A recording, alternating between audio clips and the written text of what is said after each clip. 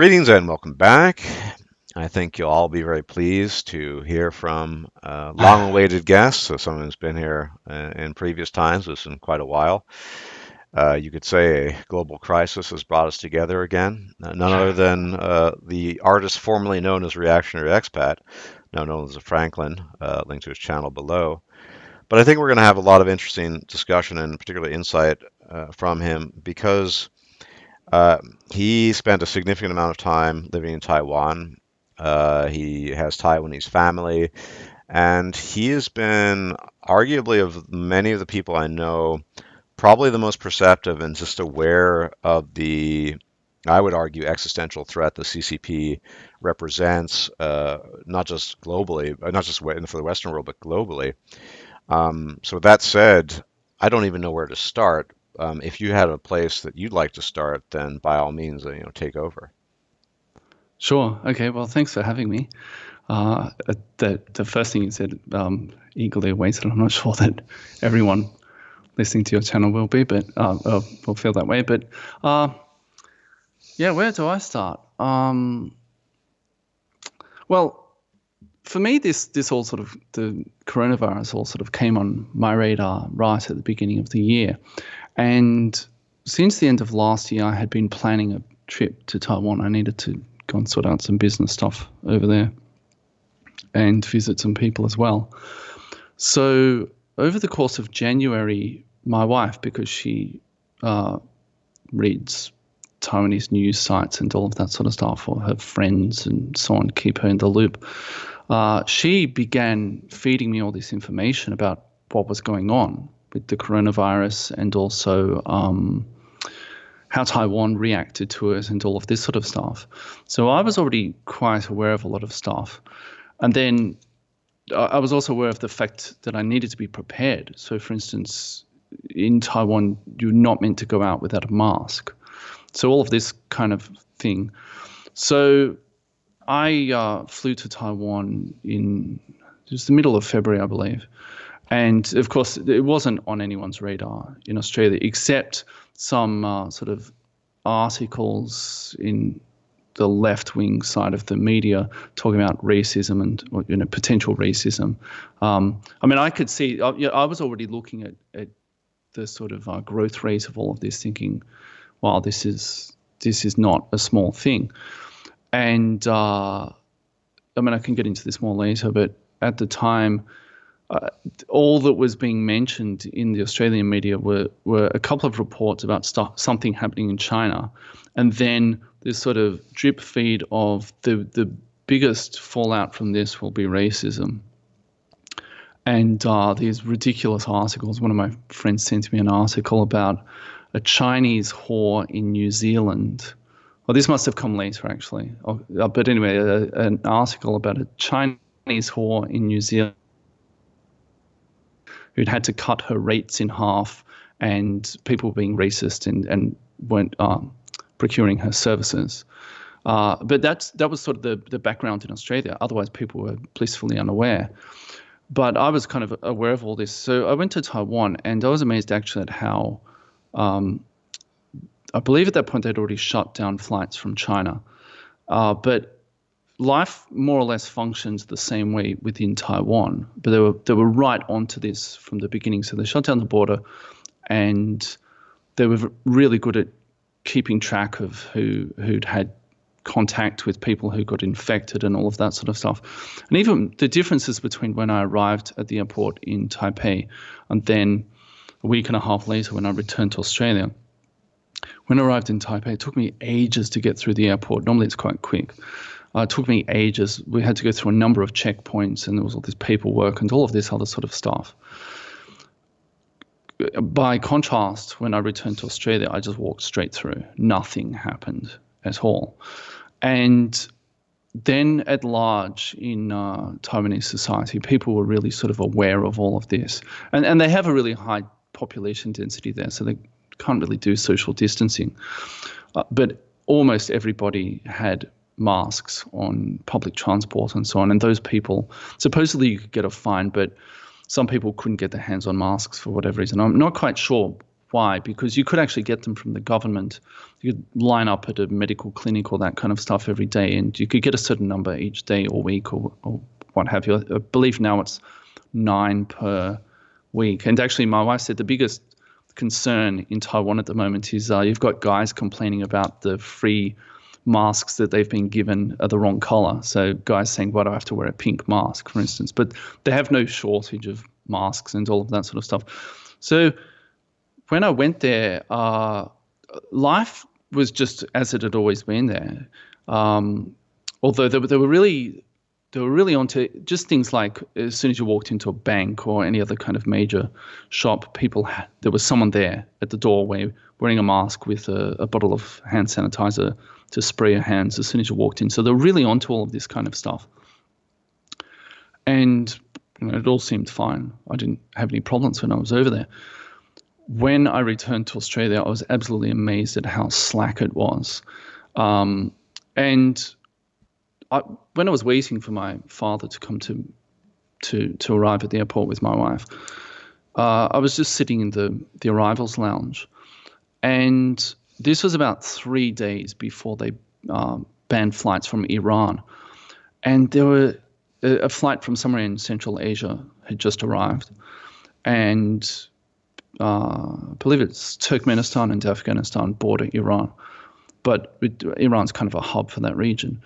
And there were just masses of guys, and I was thinking, if these guys have it, if this is already getting out of control in Iran at this point, and we haven't even stopped flights from Iran at this point, let alone these neighboring countries and so on. If this gets here, then they're not going to get it under control. And it took another, 3 or 4 weeks, something like that, before the government finally decided to shut down everything. And there was all this sort of back and forth about should they shut down schools, should they not shut down schools, rah, rah, rah. And nobody was taking it seriously. So another example of this was that I'd already been prepping, not specifically for this. It's just sort of my paranoid worldview, I guess. I'd already been prepping for months and months and months since the previous year. And I went to Costco in Melbourne just to get some final supplies. And I was the only person there doing that. I overheard 2 guys, I believe they were a gay couple, and one of them, he had 1 5-kilogram bag of rice, and he said, I never thought I'd be one of those guys who stockpiles. And I thought, dude, 5,000 grams of rice is not going to go very far. But I walked past another guy at Costco, and his eyes just went wide. And he said, for my benefit, but he sort of did it in a way that it could be, he had plausible deniability that he could have been saying it to his friend. He said, people are acting like the world's going to end. It's not going to. And he was just sort of amazed at how much I'd bought. And then 2 weeks later, we saw this sort of footage on the news and all this kind of stuff of fist fights in supermarkets and this sort of nonsense. And on that point, probably, 2 or 3 weeks ago, or maybe almost a month ago, my wife's friends and family members and so on called her and they said, are you okay? And she said, yeah, I'm fine. Why? And they said, because all we see about Australia on the news is either people fighting, brawling in supermarkets for toilet paper, or just fist fights for toilet paper in supermarkets, or immediately after the government sort of said, right, that's it, we are going to take this seriously now and we're going to shut everything down. Of course, huge numbers of people got laid off, and the following Monday there were all these images coming out of people lined up around the block outside the welfare office called Centrelink. So all they were seeing was footage of all these former baristas lined up outside Centrelink and people brawling for toilet paper on the news. And none of that stuff was happening in Taiwan. Life was pretty much as normal. And that's how it had been when I was there as well. And I was just sort of amazed at the way this all unfolded. And to me, it really revealed how inept the West was. And then all of the sort of narratives and all the squabbling over China and of course Trump, and the same people who back in January and early February had been saying, "Oh, you can't close the border because that's racist," were then saying online, "Oh, Scott Morrison, he's the Prime Minister of Australia. Oh, Scott Morrison should have closed the border sooner. Then we wouldn't have had this problem." And just the way people did a complete about face. And when I tried to talk to people about this, people close to me, my family members and so on, they didn't take it seriously, rah, rah, rah. And then, of course, after the fact, they claimed that they had, and, rah, rah, rah. It was just, the whole thing was just a complete disaster here. And nobody seems to have really addressed, I guess, the elephant in the room that you want to get to, the fact that China's just been horrible throughout this whole process. And a large part of why Australia in particular is really up the creek is because for 20, 30 years, we've outsourced everything, and Australia now has this sort of service sector economy. Oh, and here's another one. So during the early stages of the build up to the lockdown, when the government shut down flights from China, you couldn't come directly from China. You had to have spent 14 days in a third country. So universities here were actually paying people's expenses so that they could go to Dubai or wherever and spend 14 days there so that they could come back to Australia to resume their studies. So they were completely undermining the government's efforts to impose a travel ban effectively. So there's all this interference being run by corporations, by universities, and so on, in order to sort of keep the gravy train rolling, because Australia doesn't produce anything anymore, because everything's dependent upon tourism or the state where I live, Victoria, the third largest so-called export is education. So and supposedly something like at any one particular time up until this crisis, 1 in 5,000 Chinese were in Australia studying. Yeah, I feel now compelled to actually address a specific topic. Having, well, never studied in Australia, but having studied in the UK, in particular when I was doing my master's degrees there, this was in the mid 2000s. This was sort of the first recognition of what could be effectively called sort of a nouveau riche class of Chinese that had the means to leave China and pay full tuition, which at the time would have run you something like 20,000 quid a year, which, is no small amount of money for the vast majority of people. And what I had noticed at the time, because it's related, and I know Australia has done the same, and as well as the United States and Canada, basically the entire Anglosphere, is one thing that you definitely noticed was a sharp decline in the degree of proficiency of English of some of the students there, above all of the Chinese, which is to say they were enrolled in programs and courses that their level of English was effectively not compatible with. And obviously, what had been done was that the requirements that might have been in place a decade and a half, 2 decades prior had been waived in favor of the cheap money they were, or the essentially free money they were getting from the nouveau riche, because, as you obviously know, getting a degree from a prestigious British American university, whatever, that looks good. It adds to your face, as it were, and that probably began in earnest in the early 2000s, but it has been ongoing, and now the universities of the Anglosphere have become addicted, not exclusively to Chinese, I'd say at this stage, but in large majority to easy money from Chinese students who have the means to pay for it, and all sorts of standards have been waived in order to get them on board. I mean, I remember talking to people who they could barely hold a conversation in English, they were Chinese, thinking, well, maybe they write well or they read well, but even if granting that, and so in general, universities have become addicted to foreign money, and China is not shy about sending their students there. I mean, forget about in some cases, the possibility that they might not even be being sent in goodwill, so to speak, or maybe for reasons other than education. Hint, hint.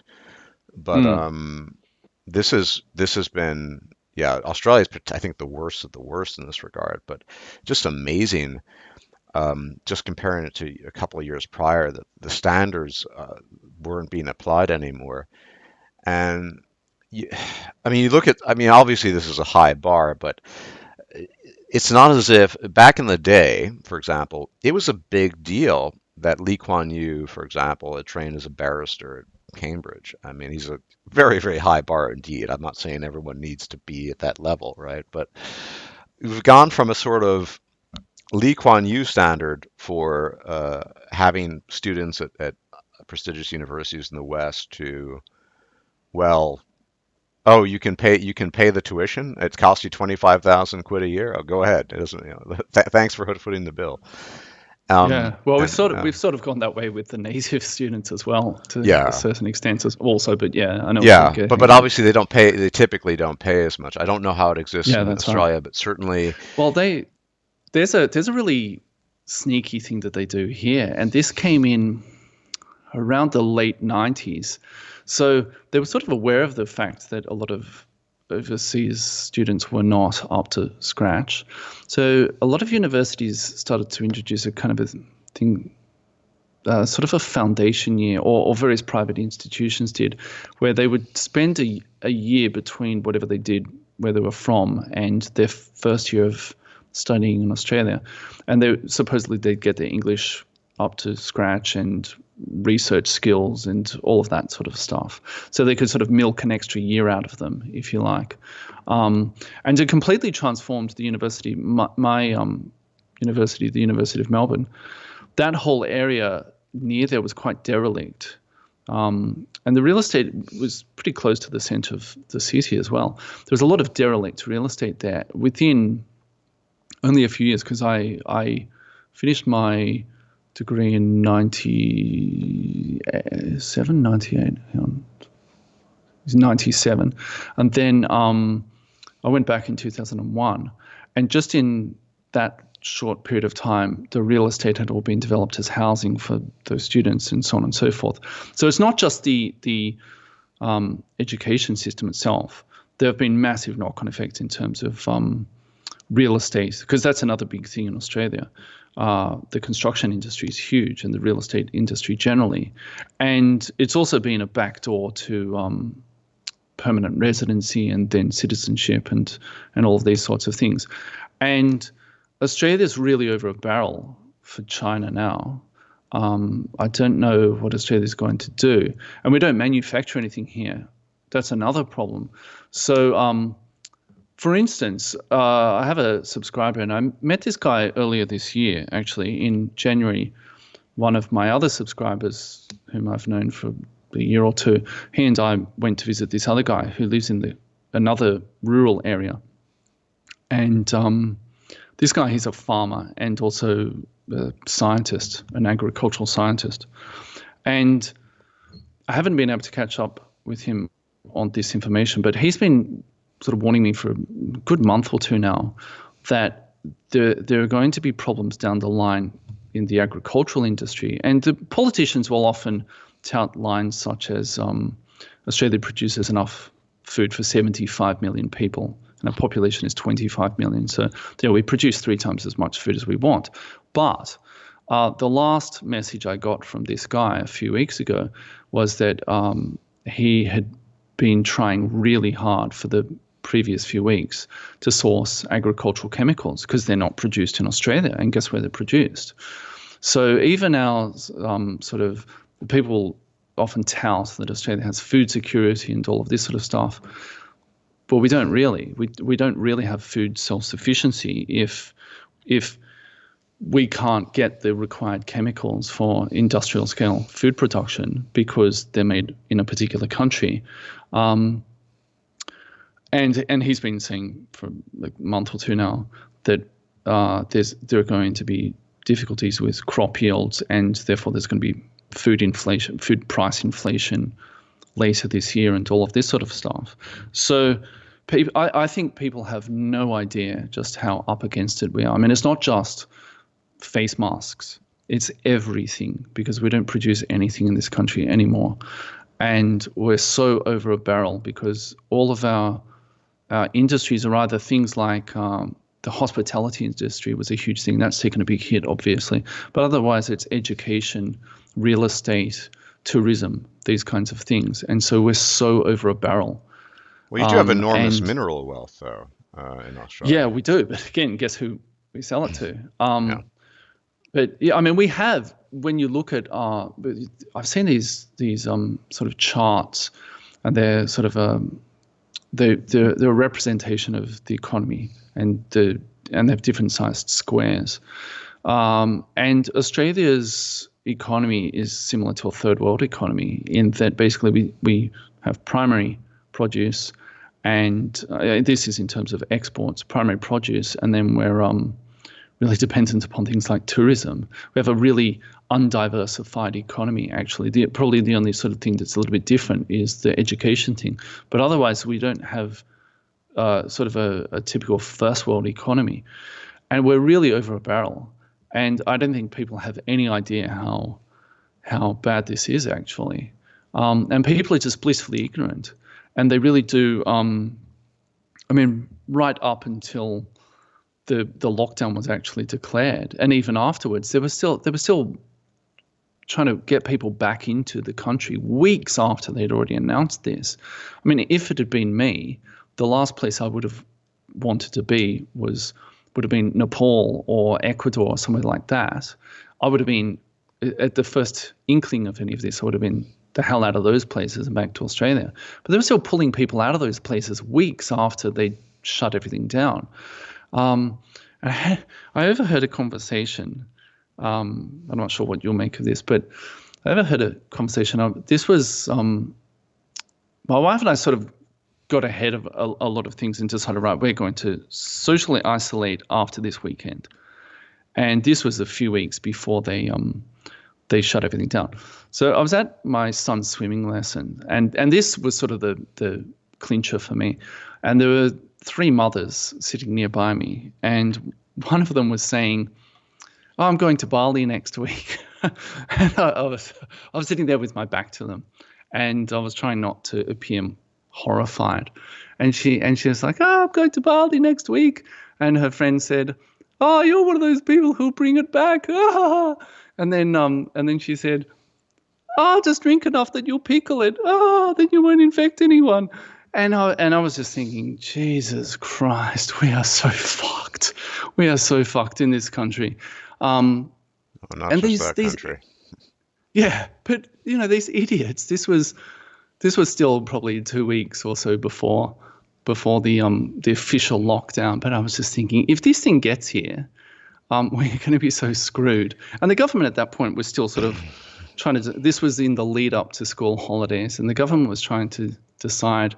The federal government, because that's all controlled by the states, education. So there was this sort of argument. No one could kind of really agree or decide whether there should be a lockdown of schools and all of this sort of stuff. And I was just sort of watching this whole thing unfold, thinking people have no idea, and the government has no idea, and then there are going to be all these sort of long-term geopolitical issues that arise from all of this. How are we going to deal with this in the future? But nobody has any idea. And the moment anyone sort of sticks their hands up and says, "I have a solution," the left-wing media comes in and says that's racist or what have you. And it's just the whole thing was just a complete clusterfuck, basically. You had the right-wing sort of neoliberals saying, "Oh, we can't shut anything down because of the economy." And then you had the left-wing people saying you can't shut anything down because that would be racist. And there were, articles about people are not going to Chinese restaurants. Chinese weren't going to Chinese restaurants, but, we'll ignore that for a second. White people aren't going to Chinese restaurants. Oh Well, my God, racism.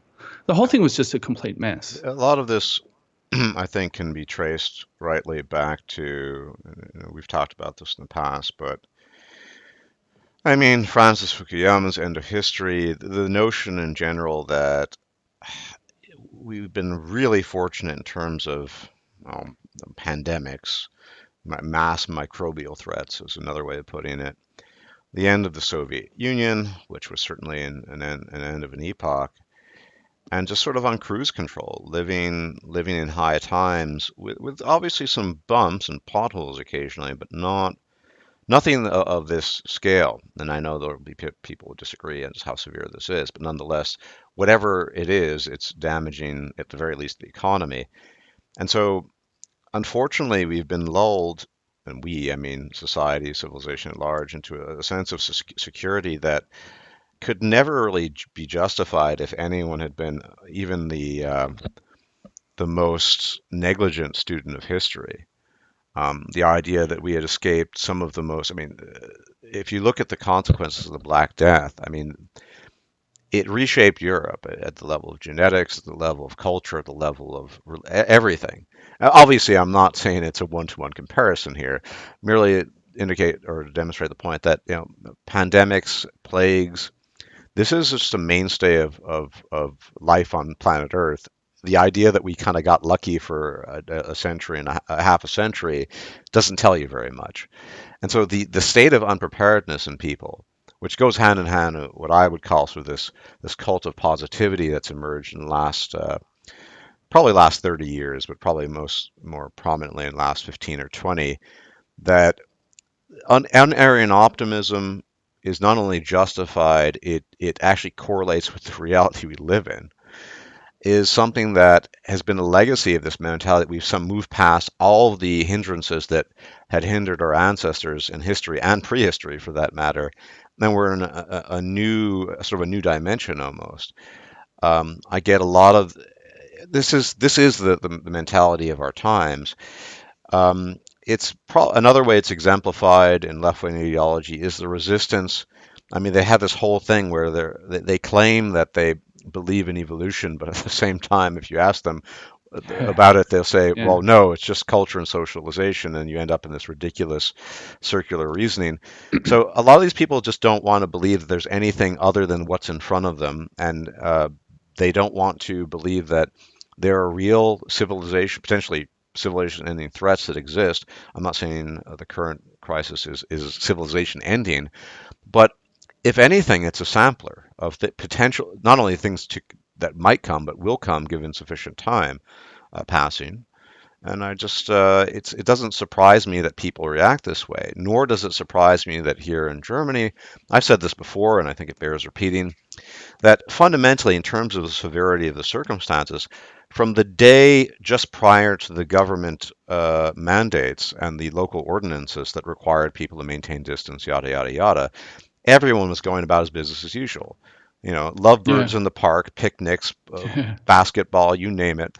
And then from one day to the next, somehow they've been divinely inspired with the wisdom to act and deal with this appropriately. People are blindsided. We built, unfortunately, because of our short memory, we build models of the world that don't take into account potentialities that I think we probably should. And that's what you get. You get these people who are just blissfully ignorant. I have not been prepping as long as you, but I really became aware of this at the beginning of January. And then retrospectively, I think it seems almost certain that we already had it in Europe probably sometime in January, just due to international travel. Yeah. Um, but nobody, given that almost certainty, all of these things, it was from the Women's March in Madrid, which was tens of thousands of people, to festivals filled with costume buffoons that claim it's all predicated on tradition, where all they do is drink and dress up in Germany, Austria, the Netherlands, and other places. Proactive measures could have been taken to minimize, not completely halt, the damage that has been done, and nobody thought about that because we're in that current model paradigm of end of history. We've moved past these types of dangers, and now we are getting a bit of a wake-up call. I think civilization will survive. Maybe I won't, but it could be a lot worse. God, you always say that. You always say But hear me out. Now, I'm not no one's a virologist, but I've listened to virologists and epidemiologists, many of them now, because I'm interested in hearing what real experts who at least they've done this. Many of them, not all of them, have described this as a dress rehearsal, and by that they mean this is it's bad, but they have models that project a pandemic that could wipe out half the globe, not just the old people as they claim it's just a flu bug. So if we're if we want to think in terms of context, if that's a potentiality down the line, and it must be if they're seriously considering it, and stranger things have happened in history and prehistory, our poor reaction, or rather reactivity to what's going on now is, I mean, forget about it. Then maybe civilization will end, possibly. I think that we've been just imbibing and sniffing the fumes of this optimism train to the point where it's thrown us out of our sense of equilibrium about being aware of things. Now, our ancestors lived in a much more hostile environment, even as 100 years ago. There was a I'm not saying that people never were engaged in festive activities or were optimistic, but I think people are more cautious, and we've thrown caution to the wayside just because things seem to be, you can watch Netflix and you can buy your gourmet chocolate at the local supermarket. This is not a reason to throw caution aside, in my humble opinion, at least. So anyway, it's a bit of a rant, but because I get constantly accused of being black pilled, and I'm not positive enough. And I think perhaps this is the turning point now that we don't need to drift into my degree of black pilledness if I'm going to really sort of steel man the arguments against me, but perhaps somewhere that's a bit more neutral, where we take into account variables that maybe we haven't experienced that have taken place in history, as opposed to just thinking that the gravy train continues going and the tracks have no end because they're infinite. Sorry, it's a bit of a rant. Yeah, well, I mean, the problem is, of course, that for decades now we've been fed these sort of dual pillars of neoliberalism on the one hand, and sort of globalism and all of that, economic globalism.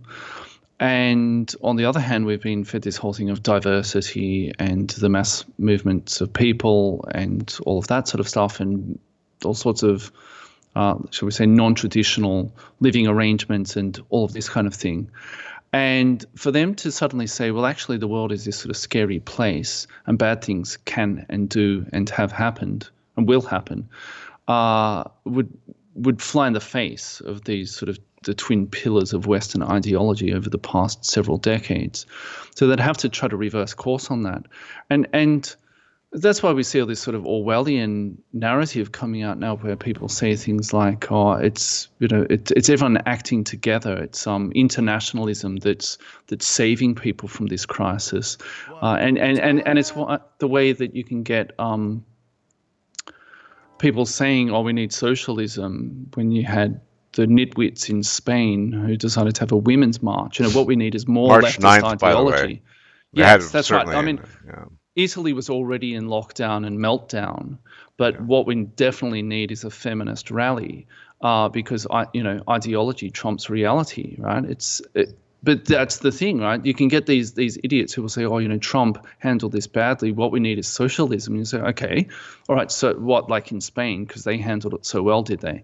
But people are just not living in any kind of reality, and then you get the other people who. I mean, you're talking about the carnival and this kind of stuff. They had to close Bondi Beach, which is probably the most famous beach in Australia, in Sydney. They had to close Bondi Beach because they'd said they were sort of gradually locking things down. So at that point, they were down to no social gatherings of more than 500 people in public. I mean, only 500 people. And so these sort of hordes descended upon Bondi Beach, and the police had to go there and shut it down because there were, whatever, 501 people there, right? It was just, and so you've got the sort of the normie idiocy, and these people. I went to this thing, and people couldn't understand. I tried to be sort of very polite about it and say to people, look, my wife and I have decided to go into social isolation, because I should say at this point, my wife is pregnant at the moment. So she's really paranoid about, being sick and pregnant and all of this, right? And people would just sort of be incredulous, like, why are you going to, this was weeks before it was mandated. People were sort of like, why are you doing that? This is, it's just the flu, bro. And then the fact that I sort of quietly distanced myself from those people, they were sort of incredulous. But why would you do that? There's nothing wrong with me. I haven't got it. Well, how would you know? And you've just been to 20 different places today and had intimate contact with 100 people.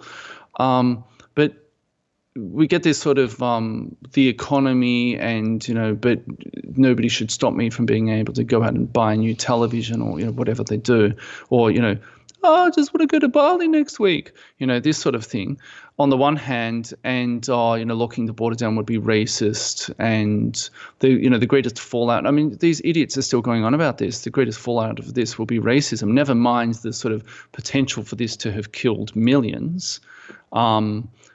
It's only because people really And a got possible got depression, economic depression as yeah, well. all of that stuff. And then the thing is, oh well, what we actually need is more socialism. Throw some money around. And look, I don't know. I mean, I'm not a fan of Keynesian economics, but these people, I think they honestly do believe that money grows on trees and that there won't be ramifications. There won't be the silent killer of inflation down the track. When everyone's sort of saying, I mean, we actually had this thing where broccoli doubled in price within the span of a week or two. And people were saying, this is outrageous. And I'm no fan of corporate supermarkets, but people were saying, they're price gouging us. And people couldn't sort of start to figure out that when you have these problems and you get a shortage, then the gravy train does actually come to a halt. But their solution was, oh, we need to just throw more money around, or we need to pick winners and losers in this area or that area. And the amount of money that's been thrown at women's domestic violence shelters or mental health, all these buzzwords, all these sort of bugman industries where, if you're some sort of limp-wristed dickhead who can't do anything else, you're going to get one of these nebulous jobs. They're just throwing money at all these things because what we need, mental health is going to be such an issue. I mean, Jesus Christ, what about the mental health in the Black Death, right? But, it's just all this. People are just coming up with these facile kind of solutions to things, and the obvious one of, well, let's keep the borders closed at least for 6 to 12 months, and how about let's reshore domestic production? Let's ramp up our industrial capacity here. Let's have a list of whatever 500 items from fertilizers to face masks that must be made in Australia, and if necessary, put tariffs on them. But oh my God, you couldn't do that.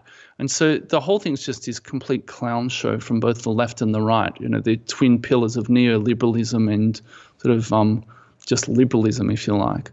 And nobody seems to have any credible solution to this long term, because what if we go back to, like, what if we say, all right, well, there was a little bit of damage, but more or less we sort of escaped unscathed, and we go back to how we were 6 months ago, and then we get round two, or we get some other thing that's even crazier than coronavirus. Well, yeah, What then? a number of points to be made here. So it seems to me, just based on an observation, that most people, if they've not endured sort of life-altering hardship, and I can't really say I have, at least in a traditional sense myself.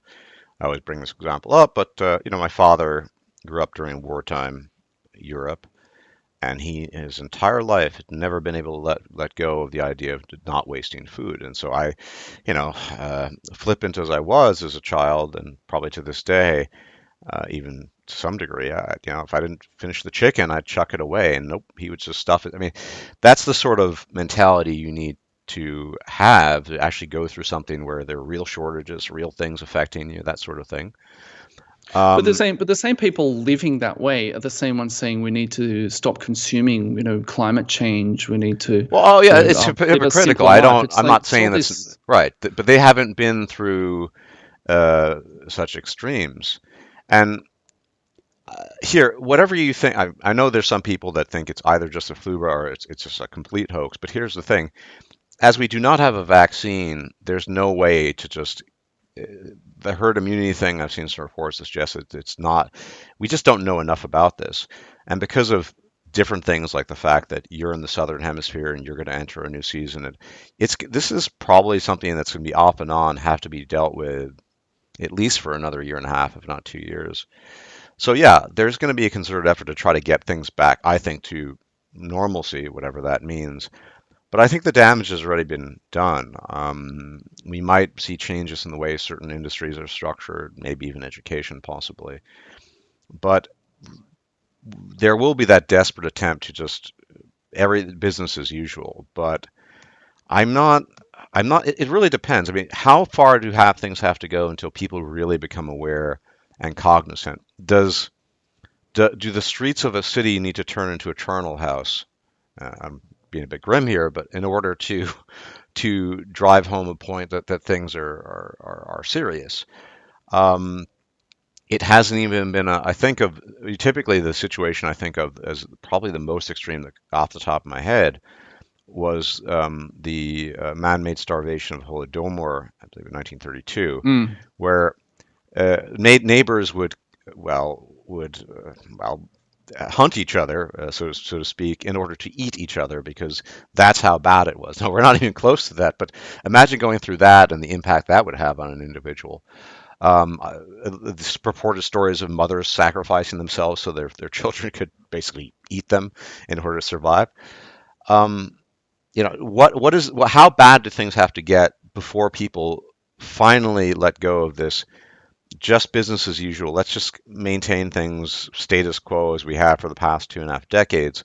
And I'm not sure.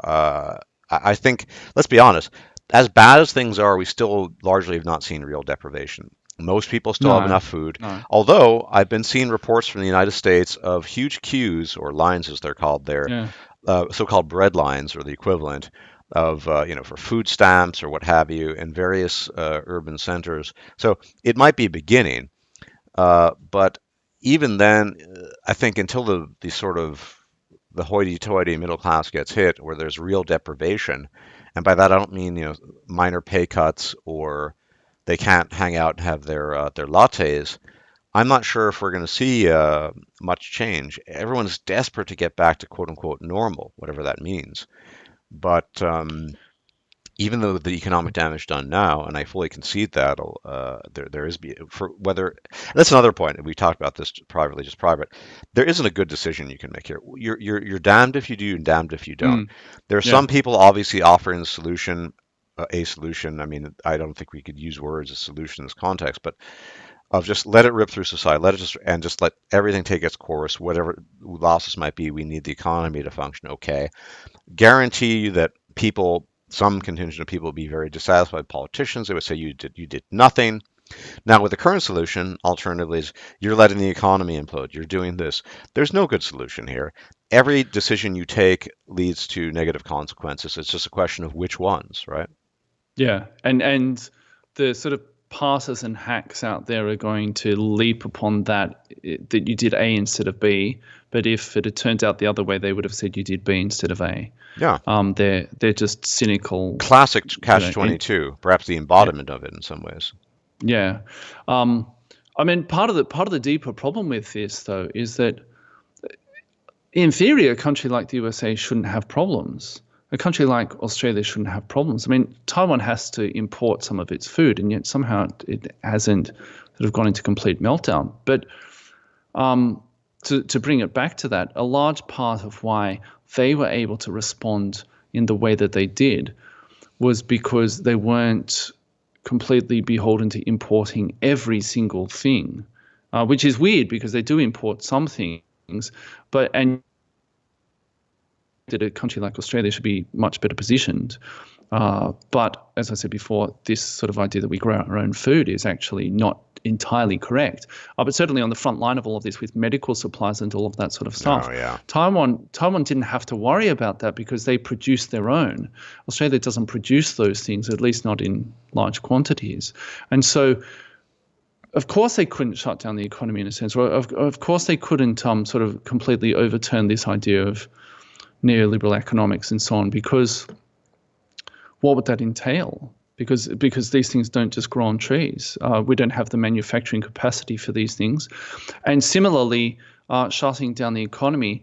So now everyone's saying, oh, we need to throw all this money around because there are all these baristas and just sort of people doing jobs that aren't productive and they don't do real things. All these people have suddenly become unemployed, and all these sort of nebulous office workers and so on have become unemployed. And and then at the same time, we've had this was probably about 2 weeks ago now. There was this sort of conversation for a few days saying, oh well, we need to have migrant labor to pick our fruit and vegetable. We need 70,000 people to pick fruit and vegetables in the next 3 months. Now, only a week before, just in the hospitality sector, 88,000 people had become unemployed. So, well, if we need 70,000, we have 88,000 new unemployed baristas and waiters and so on. Surely some of those people could pick the fruit or the vegetables. But of course, nobody wanted to do that in Australia because that's beneath them and rah, rah, rah, all this kind of stuff. And so we have this weird situation where even those kind of things even those really obvious solutions can't be pursued because, oh no, the government should just throw more money at welfare. That's the solution. Or the government should just throw more money at mental health or domestic violence or whatever, rather than saying, well, you now have this big labor pool. Go and tell them to work for the dole picking strawberries or whatever. But no, actually, we still need migrant labor and we still need all these other things. It's just the problem is always the solution for these people. More of the same nonsense. Because we don't do anything real, and so many people here don't do anything real, that we couldn't even imagine any kind of real solutions. The issue there as well, compounding all of this, is if you're not the US, you don't have the world reserve currency. And so it's more Yeah, consequential yeah, if you inflate your own currency, whether it's the euro, whether it's the kangaroo dollar, whether it's the yen, whatever. yeah. Um, I prefer the Pacific peso. Um, yeah, and so in reaction to that, overnight the exchange rate between the Australian dollar and the Taiwanese dollar, the Australian dollar lost about a third of its value overnight, because everyone saw that the Australian economy is a house of cards and Taiwan still produces things.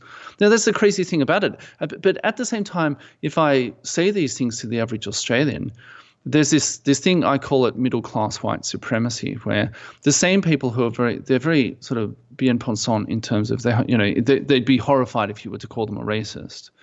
But Donald Trump, Orange Man bad and all that sort of stuff.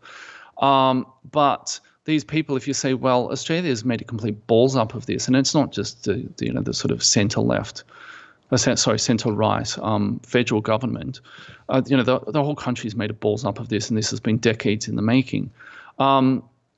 These people will, and if you say, well, these other countries like Taiwan, for instance, have done this much better, then they'll come out with some sort of version of, oh, they're just ant people. That's because Taiwan's basically a city state. Well, it's not, but they're just there's something sort of we can wave our hands about this and that'll make that go away, because actually Australia is really fantastic, even though every year we'll sort of whinge about how we treated the Aborigines or something, and or wring our hands over our history. Actually, Australia is really fucking shit hot, despite the fact that we've made a complete balls up of this as a nation. And people, they won't look at that and say, well, what was it about Taiwan's preparedness for this? Well, part of it was that they dealt with things like SARS before, but also because they manufacture things and they were willing to close the border and all of this sort of stuff, and they were willing to test and trace but they were able to do that because they had the supplies, because they produced the supplies, and so on and so forth. But to suggest that the Australian economy shouldn't consist of baristas and HR workers at NGOs or something is anathema to people. They can't well, even begin to imagine anything else. the other element here is when these people are making these statements, is that the CCP and by extension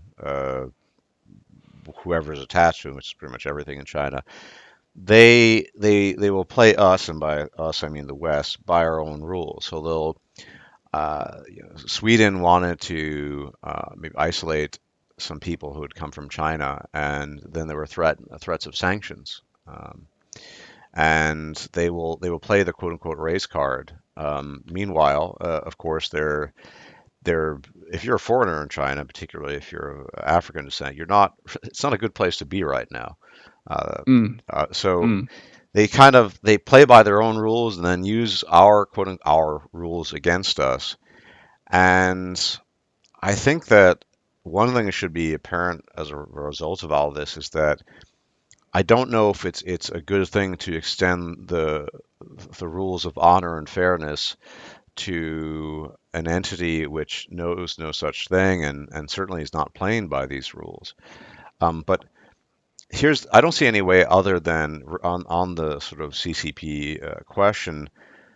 I heard Japan's taken preliminary measures of moving mm, manufacturing, offering some pittance of money to do so away from China. But there's going to be pain regardless. So why not, whatever that pain might be, why not take the pain in a direction that will be quote unquote positive and reestablish either manufacturing in the West, which I don't think people are willing to do because they want the cheap money, then mm. relocate to some other third world trash heap where it's equally cheap, but they lack the global scope and influence. I don't really know. I mean, it's throwing ideas out there, but we need to use this as a kind of springboard to move away from collectively the West from dependence on China. I mean, Europe has not quite as bad as Australia, but similar issues.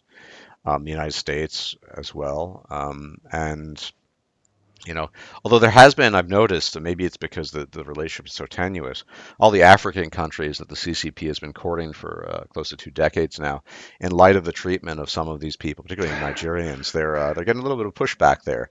And I think that if, ironically, some of these countries in Africa will probably be much more willing to push out CCP influence as opposed to Western countries, you know. Oh, absolutely. Yeah, absolutely.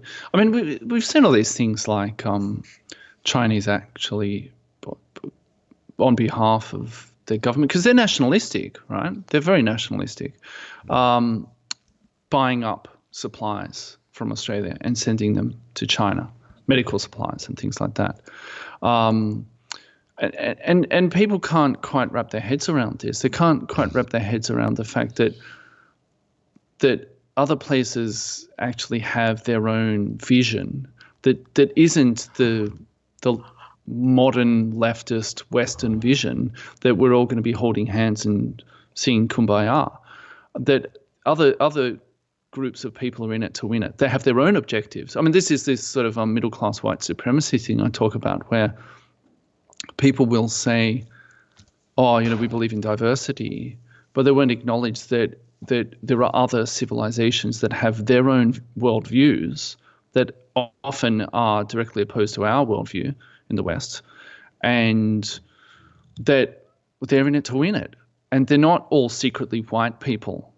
They're their own thing, and that's if people really believe in diversity, they need to wrap their heads around that these other people have their own worldviews and their own objectives that aren't our worldview and our objectives.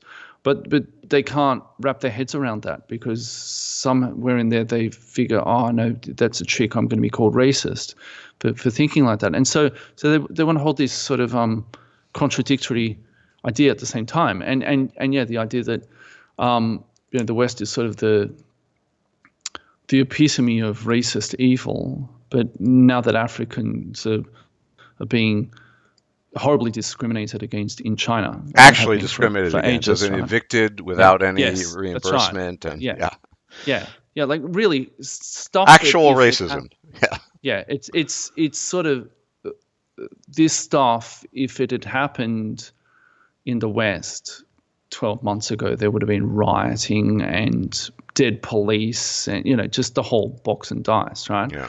Um, but it's just part and parcel of how they do things over there, and people have been completely mute on this point, or they're just doubling down on the racist things are happening in the West. I mean, people have said things to my wife, which is ironic given that she's Taiwanese, right? But people have said things, okay, they're going to do that.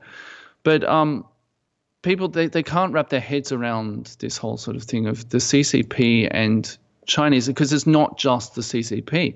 They're When you have a culture that's nationalistic. I mean, people have no problems about saying certain European nationalistic populations last century that they were all to blame. It wasn't just the sort of cabal at the top. It was the whole society was responsible for what Mm. happened.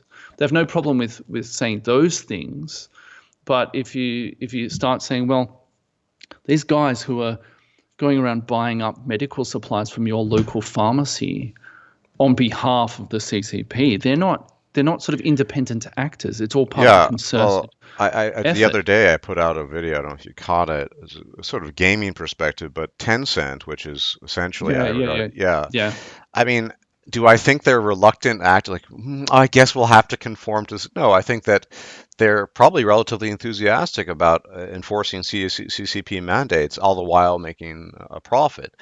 I think that for what I mean, I don't think it's universal. I think there are probably some Chinese that would love to be able to speak their mind but can't and don't aren't particularly fond of it. But for every one of those, my impression, at least superficially, is that many people are on board with this. And I don't understand. Here's the thing: people are giving me flack for going after, say, China broadly, but more specifically CCP. But I don't think people understand. For one thing, China claimed initially, or the CCP did, that it wasn't for almost a week. It wasn't human-to-human transmissible.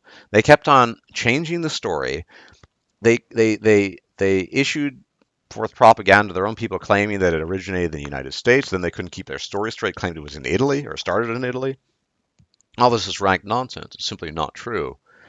And we're And the few people who spoke out, doctors and scientists and so on, were disappeared.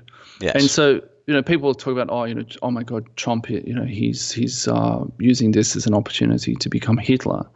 Well, as far as I know, he hasn't disappeared any doctors or scientists who spoke out against how he handled this 2 weeks ago or whatever. But the way people are willing to completely suspend disbelief and sort of tilt at windmills in the West over the dumbest things, like the smallest infractions, people get all worked up about. But when there's this enormous elephant in the room that actually is doing far worse things, nobody's willing to say anything because, oh I my God, mean, we're racism. the best case scenario is had the CCP been transparent and actually listened to their doctors rather than assassinating them or do whatever it is they ended up doing with them, disappeared them. I love that phrase. Turn a intransitive to a transitive. It's very effective. Um, yeah, maybe they could have said, "Look, guys, we have take your own precautions and measures. It's okay if you shut down your border. Make sure you screen people at the airports." I mean, a lot of the damage could have been mitigated. We could have maybe we wouldn't have needed to shut down the economy to whatever degree. I know people disagree on that, but they didn't. They tried to cover it up. They claimed it worse than simply there was no human transmission. Then they claimed it was contained.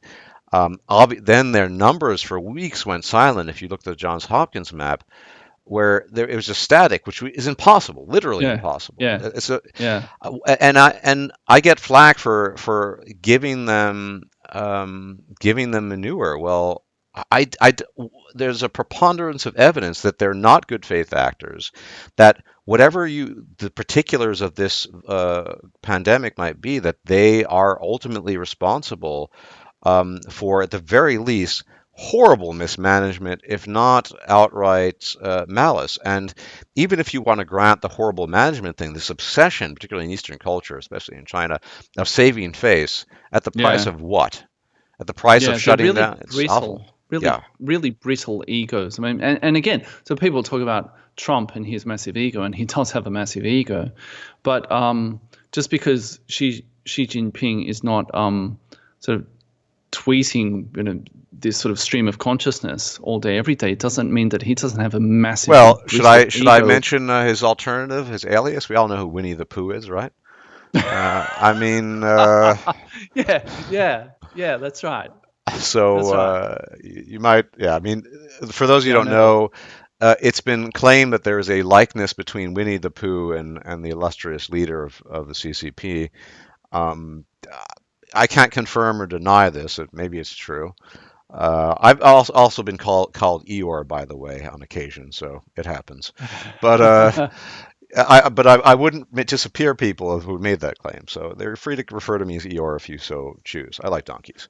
In any event, yeah, it, the, it's astonishing that they're willing to essentially just drive the global economy into the ground at the very least, if not cause the death of untold thousands, just to save face.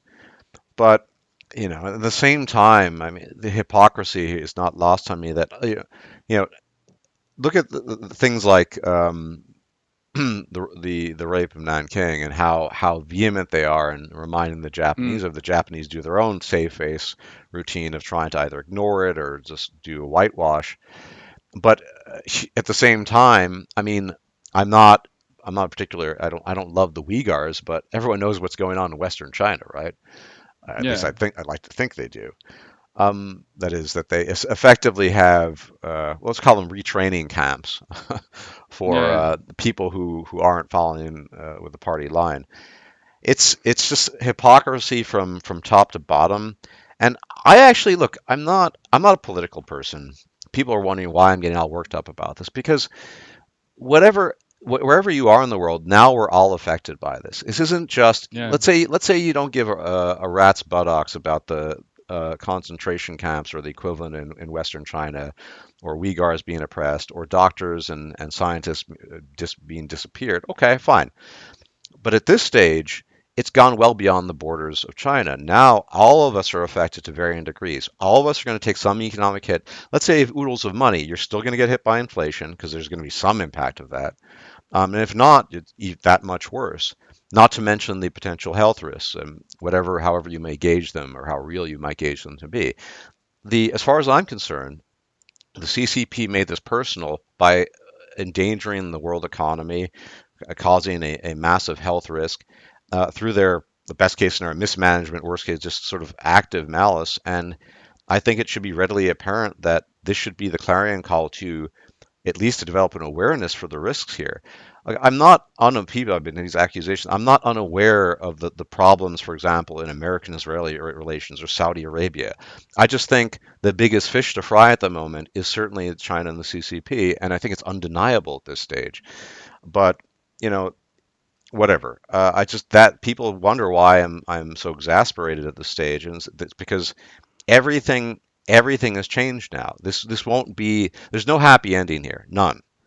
Nothing's going to just go no, back to normal where everything it's even better than before. No, it's just not going to happen. There's no dimension other than our. There's maybe in a different dimension, yes, but not in the current situation. So, whatever it will be worse, and it probably will be significantly worse in many respects, and we will long for the pre pestilence times.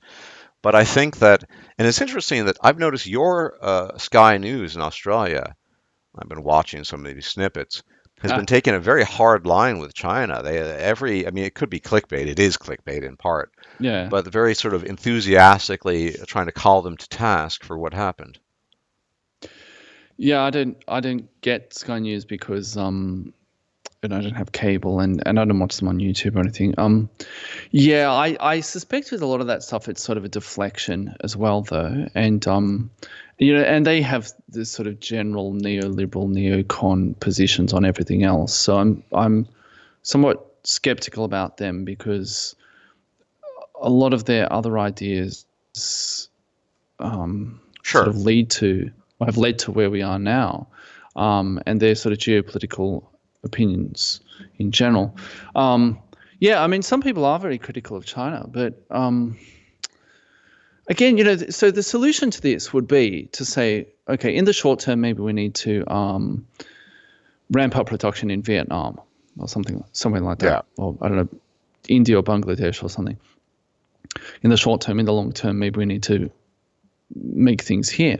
Now, the trouble with all of that, though, is that I mean, there's all this money sloshing around in the economy now, and it's not real. It's all funny money.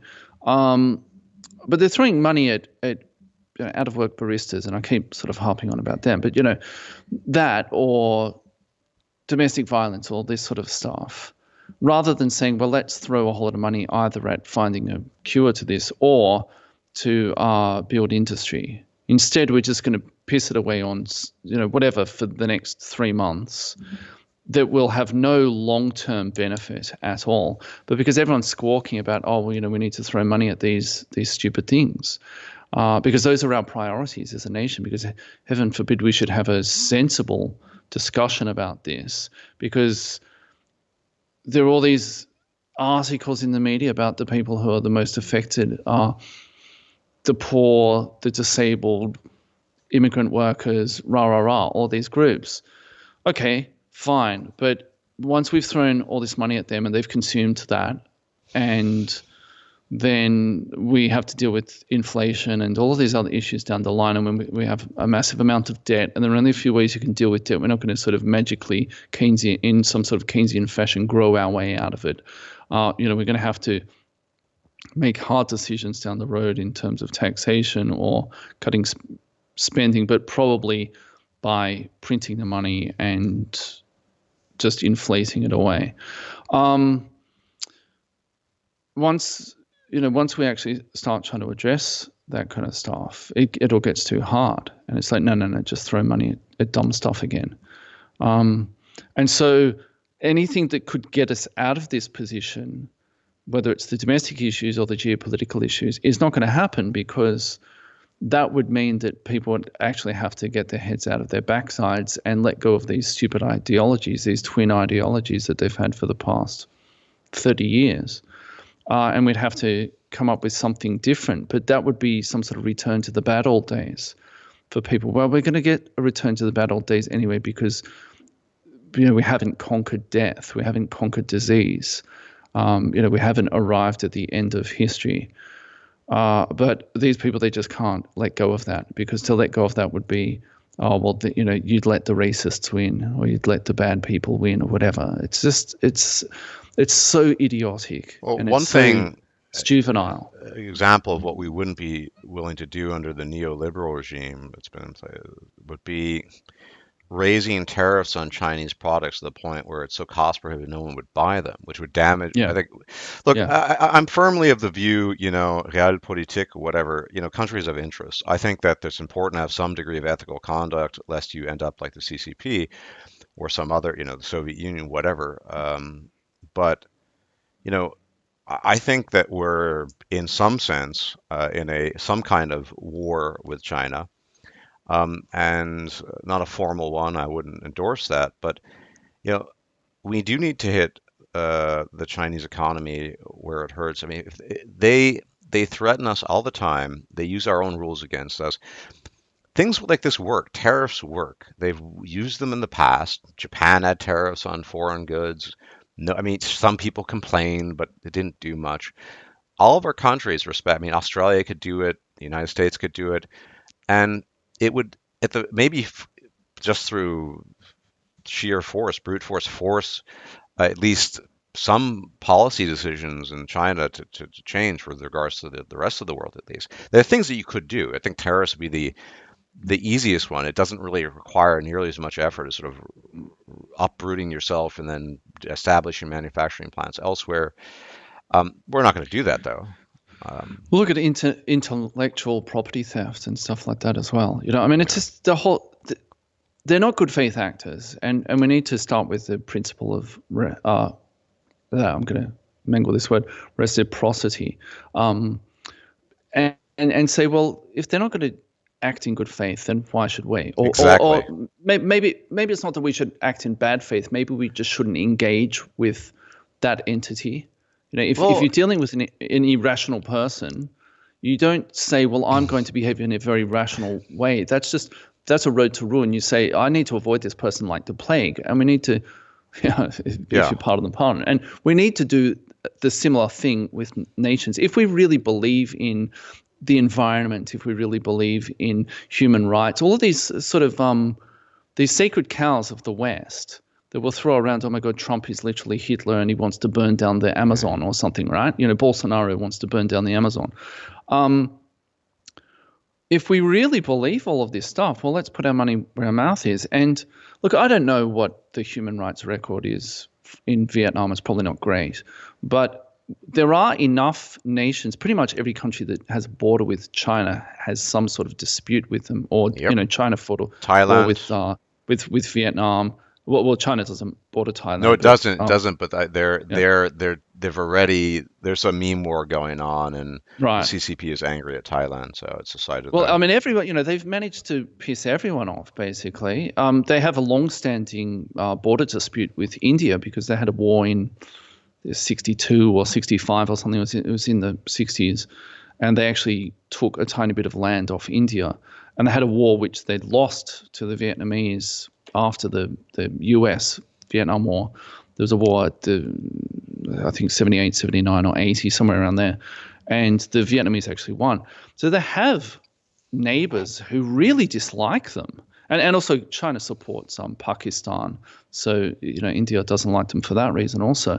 But there are enough countries around. You could hobble together both a sort of military slash diplomatic slash economic alliance between Japan, Vietnam, India, and a whole lot of Southeast Asian nations other than Vietnam, and you could probably really do some decent damage in terms of encircling them militarily, cutting them off diplomatically, and cutting them off economically, and the whole problem would go away fairly quickly. Yeah, well, I mean, that's the thing. We've forgotten that Realpolitik is a thing. I mean, I don't think it's a great Realpolitik, but what China does is some version of that. They play you by your own rules, and then they use different rules internally. And th this, we've forgotten that. I don't think that we should extend good faith to people who don't act in it. If you're at a bazaar in some third world country, I can rest assured that the merchant is going to haggle you out of your every last cent. And if you just pay whatever he demands, you're going to end up homeless and go broke. Uh, you can't, if you're in a bazaar, you're going to have to haggle him down too. That's just the way you have to play by the rules of the current environment. China is setting a precedent of an environment that, they don't act in good faith, and we shouldn't either. And this the also in Europe, I've noticed that there's a lot of whatever you think about the EU. There's just so much division now because of this, and China is actively encouraging it. Obviously, they're acting as the saviors. They're reselling equipment that the Europeans had sold to them uh, before as necessary medical equipment. Coming from China, China the savior. Yeah, I totally agree with you. You could cobble something together at the very least, the adjacent Asian countries, but I, I just don't see that happening because everyone's just too reluctant. The way I'd look at it, we're in a state of pain anyway. We're gonna be taking a lot of economic pain. We might as well do something that is beneficial to us in the long run, Yeah, rather than yeah. just let things continue as business as usual. Yeah, well, people just want, yeah, instead, people want to go back to their previous consumeristic lifestyles with cheap crap from China on the one hand, and throwing money at mental health or domestic violence or any of these other sort of bugman industries. None of this stuff is actually going to address any of the long term issues, and it's disheartening to see how obvious these things are, and yet we will do anything but the most sensible thing possible. Um, You know, and a little bit of a turn, because I want to take advantage of your experience and your familiar relations. Just so my listenership becomes aware. I mean, everyone knows that there's a somewhat hostile relationship between Taiwan and China. And I know a little bit about the history, but I think it'd be better for you to tell the tale that why, for the benefit of people who are unaware, why does Taiwan have this somewhat less than amiable, and I'm being generous, relationship with mainland China? okay, so Taiwan, sort of a quick history of Taiwan even before the 20th century. So Taiwan has an indigenous population that's sort of Polynesian, effectively. Yes. And Taiwan was settled by, it began to be settled by Chinese people, Han Chinese, several hundred years ago. But it was very much a frontier land at the time. And the people who moved over during that time were from the nearest Chinese province, which is called Fujian province. And they speak a different dialect and have a different culture and all of that sort of stuff. So they had existed in Taiwan for a few hundred years, I think about 300 years prior to the 20th century. Now, the Japanese ruled over Taiwan for 50 years. They won the Sino-Japanese War in 1895, and one of the conditions of that was they got Taiwan, even though Taiwan had only very loosely been under Chinese control because it was very much a frontier land, and the Japanese developed it to a certain extent. Now, during the 30s, and I can't remember, I think it was 33, but I could be wrong about that. The civil war broke out in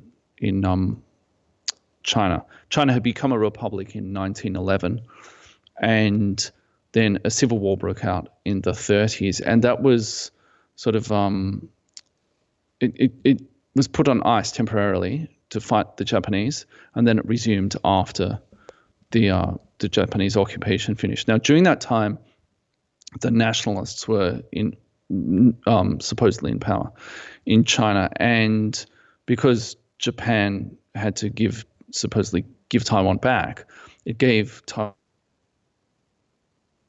nationalists. Now, the nationalists ended up losing that civil war, and they fled to Taiwan in 48, I believe. And their plan was always to retake the mainland. Now, this had two effects. One was that because of that, and I think this was, I don't think it's the case now, I could be wrong about this, but it was the case up until relatively recently. There were actually people who sort of in Taiwan who supposedly represented each of the provinces in China. They had this sort of government in exile, if you like, under the nationalists. Now, at the same time as all of that, and so this sort of idea of, we're going to retake the mainland eventually, and we want, and we're the rightful heirs to all of China. There was a problem with those Chinese people who had already existed in Taiwan prior to all of this, because they had a different culture, different language, all of this sort of stuff, and they were particularly concentrated in the south of Taiwan. When the KMT, the nationalists, arrived in Taiwan, because they'd always had this sort of banditry mentality, that even as soon as the Republic of China was founded in 1911, they immediately went and shook down the middle class and all of this stuff. There were deep connections between Sun Yat-sen and various triad groups and all of that sort of stuff. So they had this banditry mentality. So they arrived in Taiwan and thought, well, we're not going to be here for very long anyway. And so they started doing all of this. And they simultaneously started to try to stop people from speaking other dialects of Chinese, and they came down on their culture and all of this sort of stuff. And GDP actually decreased, the standard of living decreased from when they were under the Japanese to when they were under the KMT. So there was a lot of local resentment from they call them Benshengren, which sort of translates to sort of original born people, if you like, and that they were distinguished from the Baishenren, which is the sort of outside born or foreign born people who were those who came in 48. And the locals who had been there for a long time, they really resented all of this. So for a long time, it was a one-party state, but then Taiwan became a democracy, I think, in 89, something like that. And the nationalists still won for quite a while, but the other party is the DPP, and they're a weird group because on the one hand they're sort of progressive. They model themselves after the Democrats in the US, but they have these sort of nativist elements and this sort of idea of sort of pre-48 Chinese identity. And these people, a lot of the early leaders had been student activists and they'd been thrown in jail and so on. But anyway, they won the presidency in when was it, 2004. Um, and the Chinese government was actually really worried at various points. Even the election prior to that, I believe the US had to send carriers to the Strait of Taiwan because the CCP, who have over 1,000 missiles pointed at Taiwan, they started testing missiles and all of this to try to influence the previous election.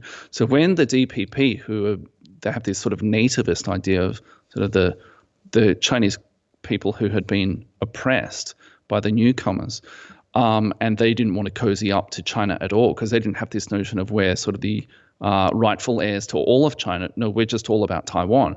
The CCP got really aggro about that. Then the nationalists got back in 2012, and people saw that. Oh no, sorry, 2000 must have been 2008. 2008, yeah, I might be getting my timeline wrong. Anyway, when they got back in power, they started to cozy up to China again, and the Taiwanese really disliked this. They saw that they were being sort of inched closer and closer to China. So then in 2016 they elected their current president, Tsai Ing-wen, who's a woman, and she's from the DPP, the sort of nativist group. China really disliked that again, and they put all sorts of trade restrictions on them and all sorts of stuff. So there's this long boiling animosity that is partly to do with the CCP, but it's partly to do with this weird internal politics in Taiwan, that you have this group of people who were essentially bandits who didn't really care about Taiwan. They ended up there for military reasons because they'd lost a civil war, but always in the back of their minds they were only going to be there temporarily. So let's just sort of loot the place before we move on again, and that eventually caused a kind of a backlash. They had martial law for a while, but eventually when they got democracy, and then sort of a generation later, that came to the fore. So there's this weird internal politics as well. Mhm. Hopefully that makes some sort of sense. Yeah. And that government, and so as a result of that, they weren't backwards in coming forwards at stopping flights from China. Back in January, I think, when people in the West were writing articles of racism, the Taiwanese were saying we're closing the border. Screw that. And this is the sort of the dumb thing about it. Nobody supports Taiwan, and it's the very things that Taiwan did we can't do because that would be racist. And it's just they have a sensible. They know that they're under existential threat. They know that they have this massive neighbor that could squash them like a grape, and that has over 1,000 missiles pointed at them, and that sees Taiwan as a rebel province and will one day get them back in the fold. They're under no illusions that China is an existential threat to them. But in the West, we can't sort of think like that, because actually one day China's going to be democratic and all Chinese people are secretly white people. They're all secretly urban liberals. There's some, this kind of nonsense, right? Everyone really wants to be like us. Even when they display that they don't, they actually really want to be like us, because our way of thinking is just the best in the world. But actually, we value diversity as well. It's like it's a complete mess. But Yeah. these other places, they know what's what, because they literally have 1,000 missiles pointed at them. Yeah. Yeah. Thank you for the overview. I think it's beneficial for all of us, if only because I think that if indeed the global policy regarding China is somewhat changed, then we'll have to take Taiwan into account as at the very least a utilitarian ally in that. Um, but again, the pessimist in me, well, there only is a pessimist, would suggest that not much will change. Maybe we see some caterwauling and some China this, China that, but things that would be substantial, whether it's the raising of tariffs or relocating manufacturing, I don't think any of that's going to happen. And even at home, that is in the West, Wall Street is doing fine, but as usual, and probably worse this time than it was during the housing crisis, and Main Street's going to suffer immensely.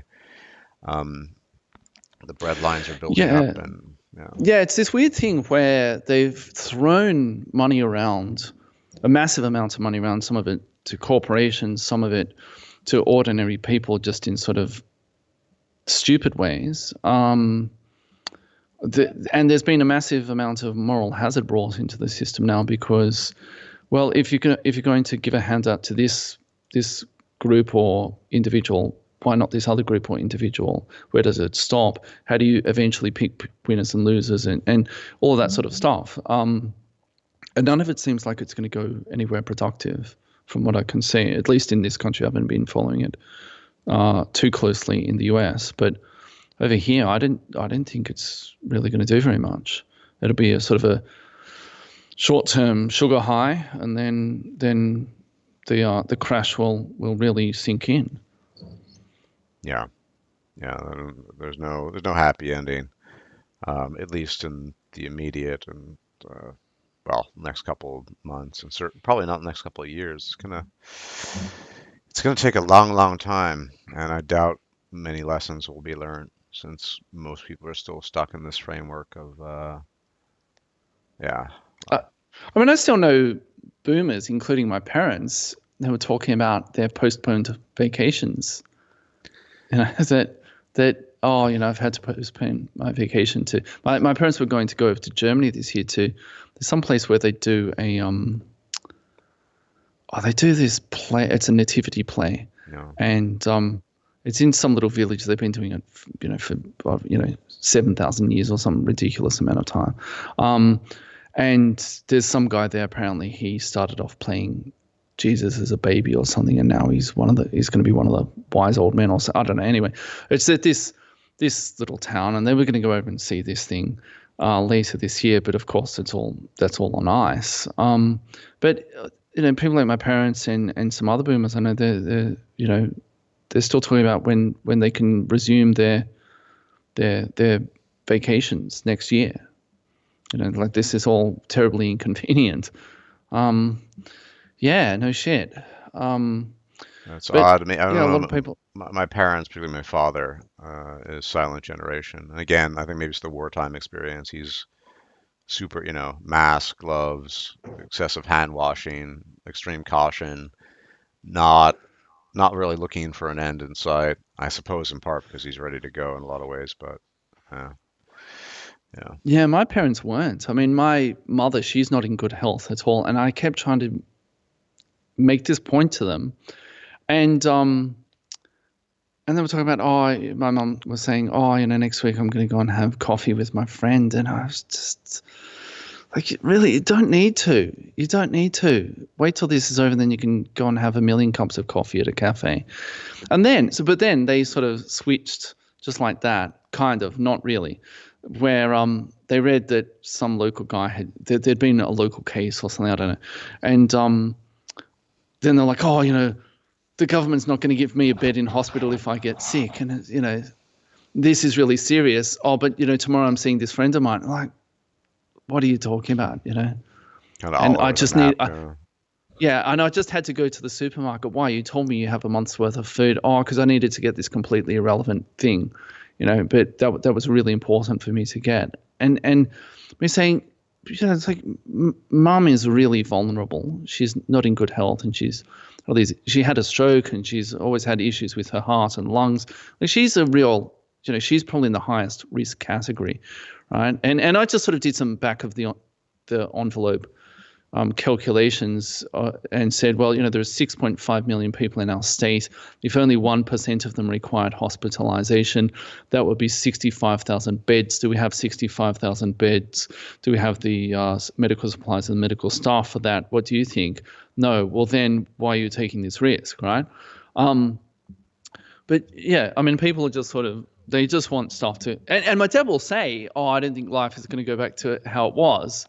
But then his behavior doesn't match. And other people just yeah. I mean, I've told this story on my channel about a guy I know who sort of twice in the span of a few months.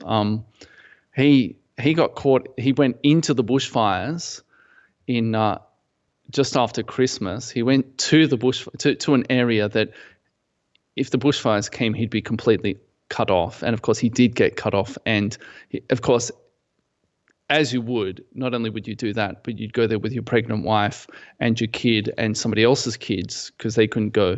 So you'd take their kids as well. And then you'd have to be airlifted out by a military helicopter off the beach because the bushfire was right at the edge of the beach.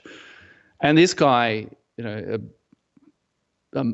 few weeks before the lockdown was saying, "Oh, it's just the flu, bro," and I was like, "All right, I'm not. Whatever this guy does, I'm going to do the opposite of this because this is just ridiculous." And he's shown some pretty colossal errors of judgment in the past. But yeah, people are just sort of they have no idea, and if you say to them, "All right, well, let's talk about the geopolitical implications of all of this. Let's talk about the economic implications of all of this." They don't know. They don't care. And aside from the fact that they don't have a job right now, and they can't understand why there are shortages, and they can't, and people are going on about people hoarding. I mean, I was hoarding long before all this stuff, right? I was prepping long before all of this stuff. I'm not the guy who's, I've only been out of the house twice in the past month. But people are just sort of clutching at straws, and they're completely unwilling to address anything deeper, anything long term. And it's disconcerting, and also, I mean, I just try not to have these conversations with most people. And like, so the other day, my dad was sort of, now he actually did see it all coming, and he did act upon it according to him. And he was saying, but then in the same conversation, he said to me, "Oh, but who could have known? You were onto this." And I was like, "Yeah, because I don't follow the mainstream media. Like I read all this crazy stuff online, and watch YouTube videos by people like me." And he's like, "Oh, yeah." And I was like, "Well, don't read don't watch what's on TV. Don't read what's in the newspaper, because that's not going to help you. They didn't help you. These are the same idiots telling you not to wash your hands, that it couldn't be transmitted by, from one human to another, that you shouldn't wear a mask, that this actually, it's just the flu bra, the economy, racism, just all this nonsense." Well, obviously, if you read that stuff, if you watch that stuff on TV, you're going to get nonsense as well. But, that's, yeah, it's kind of a rant, but Oh, I can I, understand your frustration. it's just Um, just the idiocy, the absolute idiocy, and I mean, we have people like our former Prime Minister Kevin Rudd, who,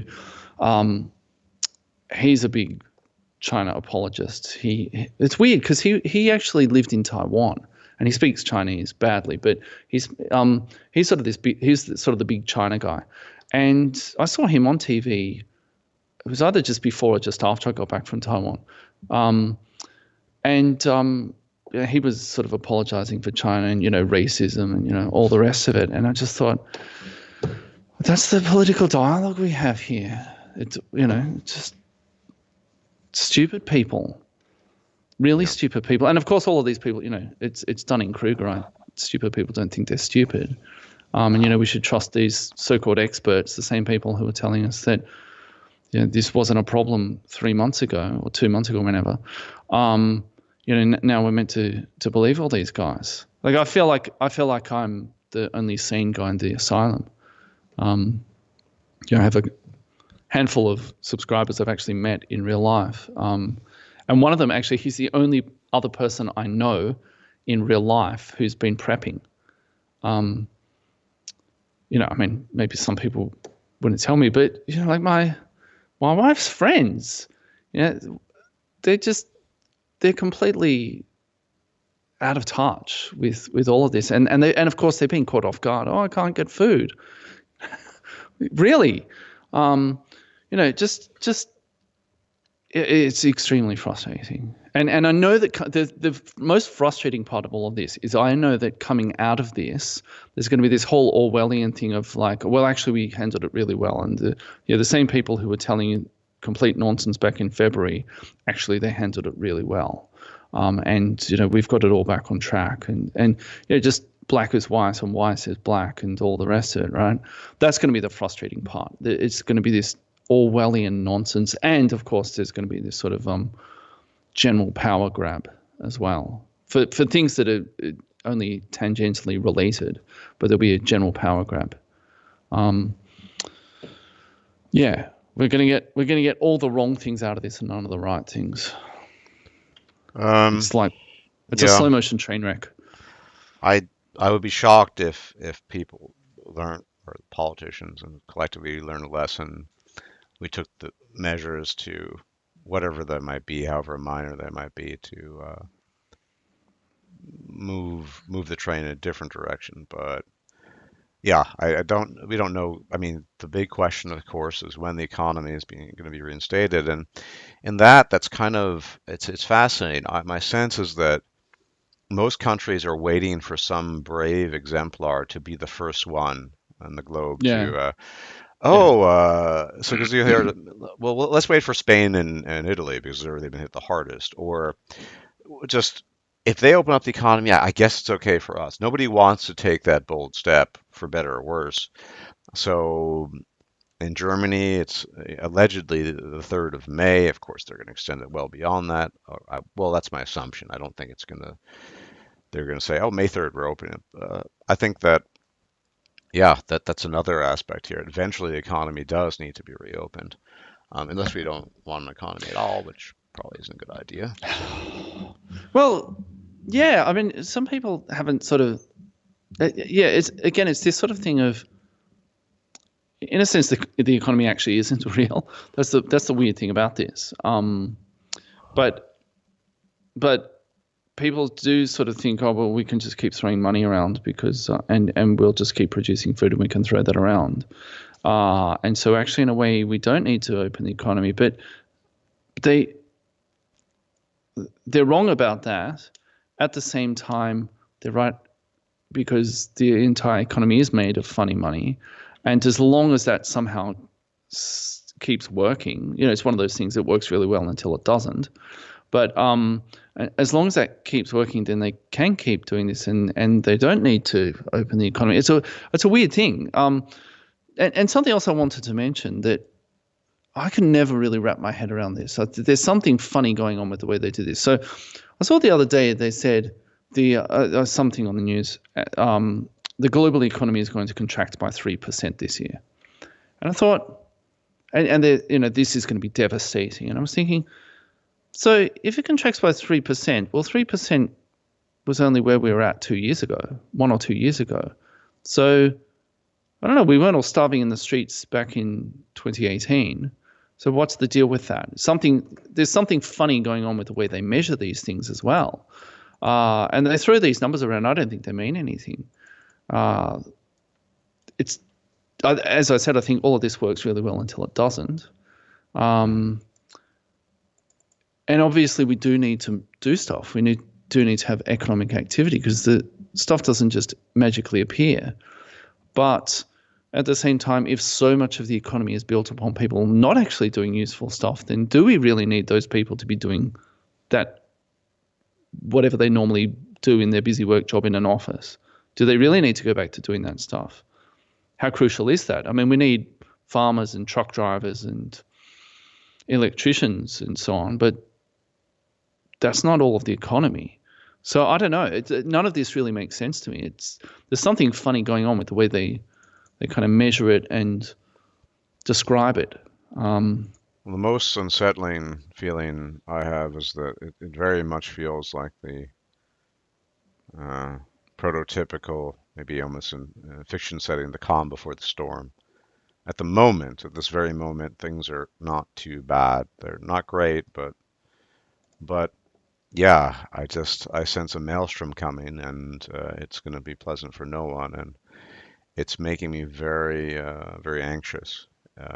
Just sort of waiting for the darkness to envelop us, What waiting for what Sauron to descend from the mountain and with his hordes. waiting for Soros to descend from the mountain. Well, yeah. We won't go there. Um, uh, what is it specifically? Are you talking about more disease, or are you talking about sort of Everything, the primarily economy and yeah, primarily the mobs with economic pitchforks and that? impact. Oh, mobs with pitchforks. Yeah, I mean, it's a question of degree. If people honestly can't eat, then yeah, we'll see things like that. More economic damage. Again, right now people are mostly locked in their homes, going grocery shopping. Discretionary income is not really being spent too much to the extent they have it at all. It's mostly that, but also I'm one of these people who I just don't know enough. I mean, I don't think we know enough about the pestilence. So is it less than the flu? Maybe. Is it worse? Maybe. We just don't know, and we certainly don't have a vaccine. So how do you balance a global economy with something like this? I hope I'm wrong. I hope the people who think this is a nothing burger, as they put it, it's just that. But I'll give you an example of a concern I have in South Dakota. Workers were incentivized by getting an extra $500 to come in sick, and now apparently the entire it's a pork manufacturing or pork canning factory. Apparently they're all ill now. They all have the bug, and is that a because let's say you are ill. Let's say it is even with the severe case of the flu. You're certainly going to be put out from work for a manual labor job for at least 2 weeks. That's going to be disruptive as well to the economy. So again, this is one of these situations. I have no idea what's going to happen. I don't know how bad it's going to be, but there will be a storm. There will be a maelstrom, and we're riding into it, about to be caught largely unawares because we don't have a bloody clue of what we're doing right now. And Yeah, I that's agree. I Yeah, don't know. I've stocked up for about 2 months, but I can't run my own budget into the ground. I have limitations, and eventually it'll expire too. I'm asking myself, what else do I need? Um, what happens if the manure really hits the fan? I mean, these are extreme scenarios, but I think most likely we're going to see massive economic damage, unemployment probably comparative to depression levels, people in so-called breadlines. I mean, but here's my conviction, just based on history. As long as food and other things can be funneled to these people, I don't think we'll see actual rioting. And more importantly, to draw an analogy between the late Roman Republic, sorry, the Empire rather, and now, um, we have the ultimate bread and circus. We have the internet. mm, The internet has yeah, endless entertainment, film, yeah, pornography, games. I'll tell you, the water. I mean, I'm being a bit hyperbolic, but the water might stop running before they let the internet die because yeah, the, yeah, they want people to stay distracted. As long as they're distracted, they're less inclined to engage in unsavory activities. So, yeah, yeah, for sure. Yeah, I mean, I have it comes and goes when I have this sort of feeling of creeping doom, similar to yours, I think. Um, and it's hard for me to discuss this with most people because even so, I have one subscriber. He's a good friend in real life, and he's the guy prepping. He's a lot more upbeat than I am. So it's difficult to discuss this with anyone who uh, a is aware of this kind of thing, and b is sort of the same frame of mind as I am about this kind of thing. I mean, aside from prepping, I do try to produce some of my own food. I mean, I'm not anywhere near self-sufficient. But for instance, everyone was sort of running out to get vegetables every day. We didn't need to do that because we produce our own here. Um, but yeah, one thing that an interesting social phenomenon that I've noticed.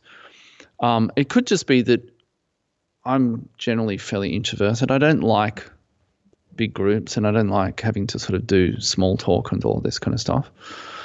And because of a whole lot of reasons, I spend a lot of time at home and with my family anyway. So this hasn't really been disruptive to me. Nor And me. I've I'm actually a liked it. hermit, so I've actually liked having an excuse not to go out and make small talk at my son's play group to the mothers there, that kind of thing, right? But people, I've just been sort of watching people's reactions to this, and they're going out of their minds. They're really starved for social interactions, and also the sort of thing of, oh, I'm stuck at home with my kids.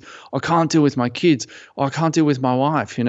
Oh, I can't deal with my husband or whatever. All these sort of domestic disputes and just all this stuff, and it's I've found that a really interesting social phenomenon actually, that people can't sort of handle having to be around the people they ostensibly like, well, supposedly like, should I say.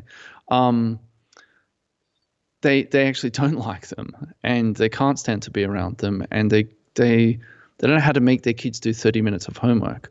So that friend of mine, he's a professional tutor, and business is booming for him, of course, and people sort of, and he's doing it all online and so on, but people sort of think he's the second coming of Jesus Christ, because he can make their kid do 30 minutes of work. They can't do it themselves. And I've seen people on TV, media personalities and so on, saying, "Oh, I'm stuck at home with the kids. I can't get them to do their schoolwork." And so, what's wrong with you people? But they're all sort of, oh, I can't wait till I can just go back to my busy work job and my consumerism and my stupid holidays in Bali, because my kids and my wife are driving me crazy. Like the people's, and this idea of, all right, if we still had food, and if so the government here has said no landlords are allowed to evict people for 6 months and so on. So if we had knocked over the bottom one or two rungs of Maslow's hierarchy of needs, so then it came down to these sort of higher things. This should be really good. Like people should actually say, well, awesome, now I have all this time to do all these other things, to do my hobbies or read or do some gardening or talk to my kids, right? But people are going, oh my God, I don't know what to do. I can't deal with this. I can't have a sort of, it's weird because a lot of the same people also say, oh, we should have UBI and all of this kind of stuff. But they can't actually handle being stuck at home with their closest family members or friends or other such people, and having time on their hands supposedly to pursue more interesting things. They can't actually handle those things. It's a really weird phenomenon that I've noticed. Yeah. Anyway, that's yeah, that's yeah, I've noticed that too. I mean, I I'm a love hermit. it. It's great. I love not having to go out and do some stupid shit in public. The only thing I'm somewhat annoyed about, as much as I think it's definitely for the best, is the gym being closed because I've had to do these home workouts and they're a bit piecemeal.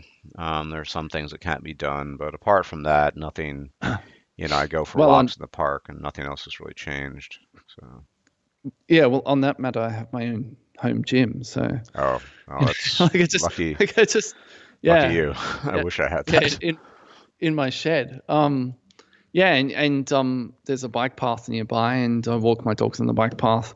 So I'll run it today. That was the first time I'd seen anyone on there in about a week. Um, yeah, I miss being able to see a couple of my friends, but and doing some cultural activities. But I can live without those for now. Um, yeah, it's great. I, I don't. I'm not in any sort of hurry to get back into whatever people do in there. You know, gathering in groups of 501 on Bondi Beach or whatever. Taking cruise ships to wherever. Um, yeah, none of that interests me. Didn't interest me before, really, and certainly doesn't interest me now. So it's weird because I mean I can't talk to people about this because they think I'm weird when I say, yeah, it's good. It's good. Yeah, I I mean, mean, obviously not the potential death and all of that kind of stuff and the destruction to the economy, but yeah. I mean, I'm not. I'm not affected by a social level. I don't really talk to human beings, so doesn't really doesn't affect me. The gym thing is a bit annoying, but I've been getting better at piecing together workouts, of course, but long term, obviously things need to go back to some semblance of quote unquote the normal, and otherwise we're all in deep doo doo, I think, and yeah, eventually Well, it I mean, has to. people need to sort of they could use this as a kind of a circuit breaker and say, well, all that other stuff before, which elements of it were actually useful and necessary, and which elements weren't? And of course, things need to return to normal to a certain extent, but they don't fully need to go back to that. Of course, I don't think people are going to sort of do what I do, but this could be a circuit breaker. People could actually use this well, but I don't think they will. Which is a sad thing, of course, that we're going to keep making the same mistakes. And my concern also is that in their sort of desperation to get out of their current predicament, people will be only too willing to just go back to those things that led us to where we are now. Um, and they're going to be pining for the office chat or whatever they do in their busy work job. They're going to think that when they get to the drudgery of the commute, that's going to be the most awesome thing in the world the first day. Um, yeah, I didn't get it. It's weird. Well, I mean, you are atypical in that regard, so. Oh, absolutely. Yeah, sure. But saying to people, so these things before made you really unhappy. And don't you think it's unnatural that you pine for these things? And don't you think it's weird that if you've chosen to have kids that you can't stand them, you don't want to be around them? Don't you think that's an unnatural state of affairs? And that you'd rather go and spend your time doing some nonsense every day. Um, I don't know. Well, That a to lot me, of that's weird. yeah, but a lot of people, I mean, well, I don't want to offer, I mean, obviously each his own, but some people have families and then I mean, I made a video about this, spouses realizing they can't stand each other, this sort of thing. It's not uncommon, it's people Oh going through yeah, the sure. motions, not reflecting upon the kinds of alliances they build, and just not dealing with the reality they've created for themselves, and now they're kind of forced to. The divorce rate is skyrocketing in multiple countries, right, even as we speak. So, yeah, makes sense to Oh me. sure. Yeah, yeah. I mean that makes sense, but just maybe not at the extreme end like that, but just the thing of I can't get my kid to do 30 minutes of homework. Oh, well, I could tell you, I mean, on a final Like, note, well, you have to understand, I know you're kind of much, and probably obviously for the better, much more disconnected from the internet than I am. But one of the modern tools of child rearing is the internet. It's a way, I've seen yeah, parents, they offload a lot of what they do, otherwise would have to yeah, do, to the internet because yeah, it's entertainment. They'll give yeah. their kid a gadget, or they'll use, I forgot the name of this female robot voice thing, Alexia, I think. Oh, Alexa. Oh, yeah. Alexa. I went to when I went to Taiwan. Um, I visited a friend there, an American guy, and he's a huge fan of all of that stuff, and he had it at his place, and I can see how people get addicted to it because it's really convenient, right? Alexa, play this song, or Alexa, what's the capital of Bolivia or whatever, right? Or Alexa, give me a 2-minute timer or something. But I found that to be completely creepy, that experience of spending a few days around that thing. And I actually unplugged it in, because it's even like, Alexa, turn the lights on, right? I actually unplugged it so that I could manually turn the lights on in the room where I was staying. But, I'm kind of weird like that. I don't have a phone, and my kids get screen time very, very sparingly. They're allowed to watch one movie or cartoon or whatever once every 2 weeks, and they don't have electronic devices and so on. Consequently, my son's been able to read since he was not even 4, and reads every day. I have hundreds of books for him, and he Can he just also read Chinese characters? no. It's a weird thing about that actually was that Chinese was his first language, and No. he could sort of speak a bit of English or at least understand it. And then just before he was 3, just before we had our second son, I went with him, just him, to Japan. So we were still living in Taiwan at that point, and we went to Japan for about 3 weeks. So he had to start communicating with me. But even when we went back, and we were back for about another 4 months, I think, he Chinese was still his first language. But as soon as we moved to Australia, almost overnight, he flipped to the point where he even refused to speak Chinese, and he doesn't speak it at all now. I think he knows a handful of words. His younger brother knows more than he doesn't. He doesn't really know that much either. I mean, I can certainly speak a lot more Chinese than either of my two sons. It's pretty weird, actually, how the older one really flipped like that. And another really strange thing too is he's picked up this crazy accent. One of his friends has a really, like, it's a full-on sort of Crocodile Dundee accent. And he's picked up this hardcore rural Australian accent. We all tease him savagely for it because some of the stuff he says is just, it's mad. You'd laugh actually if you heard him speak.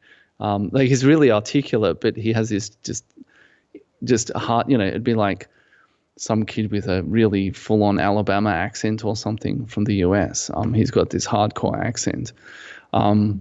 Yeah, but he doesn't speak Chinese at all now. No, where's the pity? But Yeah, yeah, it happens. yeah. It's weird. I've sort of spoken to my wife about that, and she does sort of regret it a little bit. But I don't know. She has some sort of culture shock, and she sort of clings to certain elements of the culture, but in other ways, I don't know what it is exactly. Maybe it's just that I'm sort of more aware of or serious or something about my own culture. So she has just sort of gone along with that. It's hard to explain. Yeah, and she doesn't have Chinese friends or Taiwanese friends really here. So the kids don't get exposed to it. Yeah. Well, Yeah, it's unfortunate. yeah, I think yeah. not that I have no children, nor shall I, but if I had in a different world I think that would have been one of my big mandates, is that take advantage of what's referred to as the critical period to make sure that they emerge multilingual. But yeah, Yeah. I mean, my wife sort of put in a fairly half-hearted effort at that. Yeah, and I'm sort of ambivalent about it. Also, the sort of along the lines of what we've been speaking about. Sort of the language of the conqueror, the language of the invader. Um, I don't know. I mean, I have my own issues with Australian culture, but yeah, I don't know. It's and also I do also think a lot of that stuff is sort of oversold. So former Prime Minister, I mentioned him before, Kevin Rudd, when he was Prime Minister, everything Asian was flavour of the month. So there was this sort of big push for Asian languages in schools, and that had sort of been, these things are sort of whatever's trendy. So back in the 90s it was Japanese, but these days it's all sort of either Mandarin or Indonesians, and every kid does a year of Mandarin or whatever in Australia, or not every kid, but a lot of kids, and they come away from it not very conversant. So I don't know, something about how we do language teaching in the Anglosphere. I yeah, did French in high school for 6 years, and wrote essays on politics in my final year and this sort of stuff. And I'd be sort of lucky to be able to say, I'd like a kilo of apples or something now. Like I could probably, je voudrais un kilo de pomme, or whatever, te pomme, I guess. kilo de pot. Yeah, yeah, right. Yeah. You know, um, But like that's about all I could say. So there's this sort of thing here of I don't know. It's different to Europe. People there seem to come away multilingual, but here I don't know what Well, it the is. Everyone, Anglosphere is a lot of this has to do, and then probably should wrap up. A lot of it has to do with just the dominant position of English as a lingua franca, and what's the necessity. I mean, I think about it myself. Unfortunately, having grown up in the United States, so a fact of my existence, I resent. But yeah, if you were just through a quirk of fate, some guy who grew up between the borders of, say, Wallonia and Flanders, I mean, you would just be de facto in a beneficial position. You'd probably learn both Flemish and or Dutch, however you want it, Dutch and French fluently, and you'd obviously learn English in school. Maybe you'd learn German too. And on top of that, maybe you'd learn something else. And all that sort of just, as one says in German, it's like given to you in the cradle. A lot of this just yeah, has to do with sort of geographical positioning. The Antipodeans are just, or Australia specifically, it's so far removed from so much, and so I can't see an incentive to really even want to learn or acquire a foreign language. It doesn't seem particularly beneficial. And that's true of most people no, in the States as well. I was always an oddball in that regard. I mean, the United States isn't really good, maybe Spanish being the exception. But yeah, I just think that's just something that has to do with the evolution of probably the British Empire to some degree, and then just the Pax Americana that took over after that.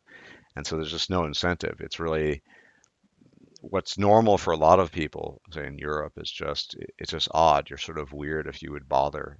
It's certainly going to extreme lengths, and hard to justify too. Increasingly in a world where everyone speaks English and what have you. But yeah, yeah. A couple of other things on that. One, and they're sort of related.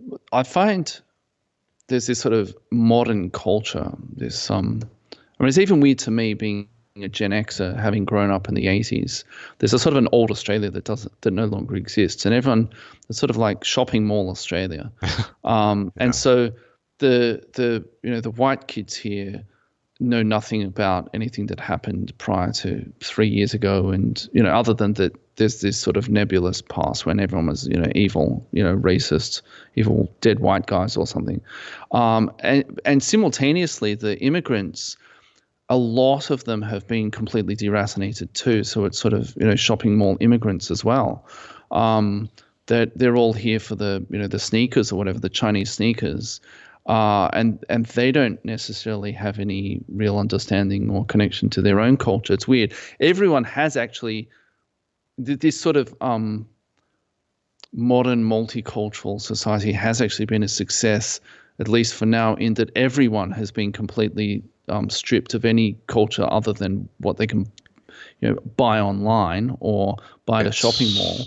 it's Um, it's easier and in a that's all that place like remains. Australia and to a lesser degree the U.S. Australia is such a young country, and whenever I ever think about it, it's just what could it what would be its biggest selling point? Well, it's the Gold Coast, or I guess if you're if an interest in zoology like I do, then some of the fauna is pretty interesting too. But apart from that, I mean, it's difficult to come up with some common identity. And despite Europe, Well, there mm. was no, but I mean, there was, we're a sort of scion of the British Oh yeah, well, Empire, and without question. But my we have a point is, history that goes back, well, yes, yeah, I don't deny thousands that. of years as well, right? I don't It's just that deny we've that. It's been just that in its modern incarnation, I mean, yeah, scion of the British Empire. Well, that doesn't really, how's that going to work in 2020?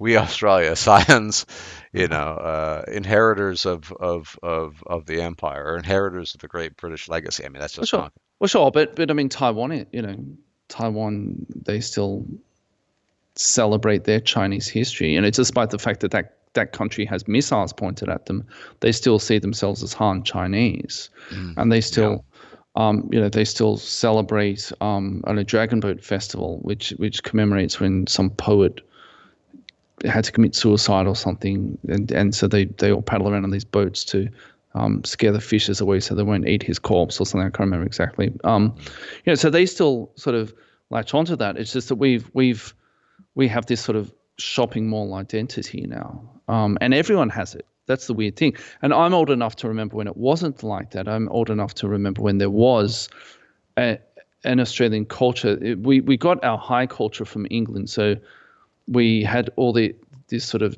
television programming from the BBC that we had on the equivalent here, the ABC, and then we had this sort of yeah, and we used to sort of laugh at ourselves, and there was this sort of cultural cringe, or this sort of very cringy local culture, but there was a very distinct thing. I'm old enough to remember all of that, but that's completely gone now, and everyone here seems to be in sort of shopping mall Australia.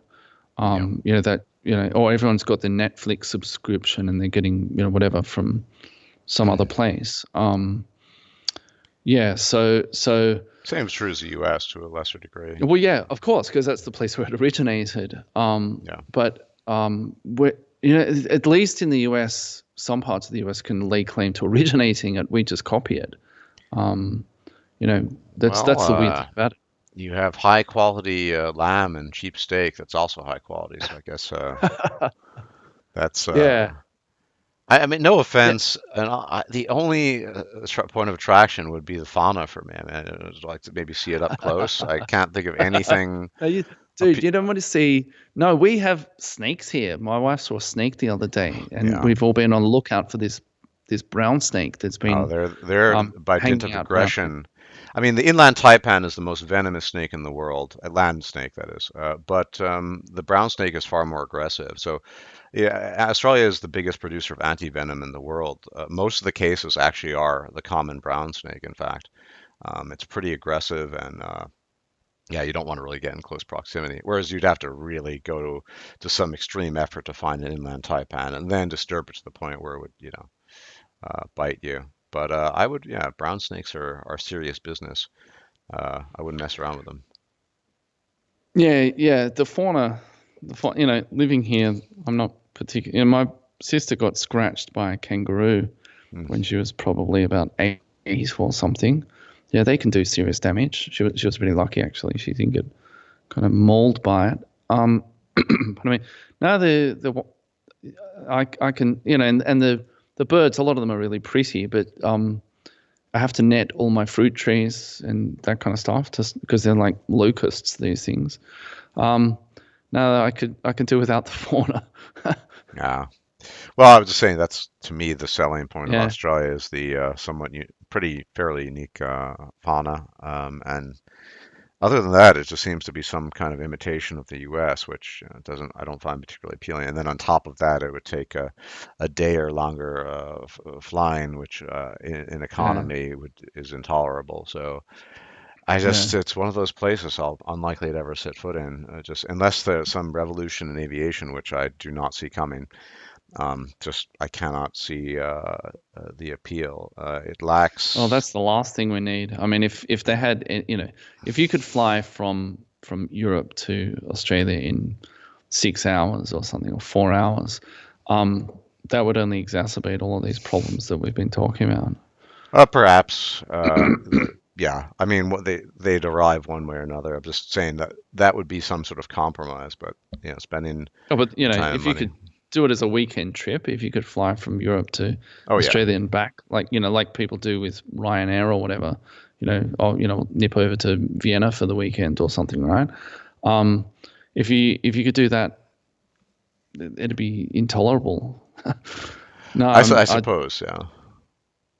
yeah, yeah. I mean, that's one of those things about the sort of supposed benefits of progress and prosperity and so on. That's what really sort of that I finally threw on the towel when I went to Japan, because everywhere I went there were just insane numbers of people, uh, particularly package tours.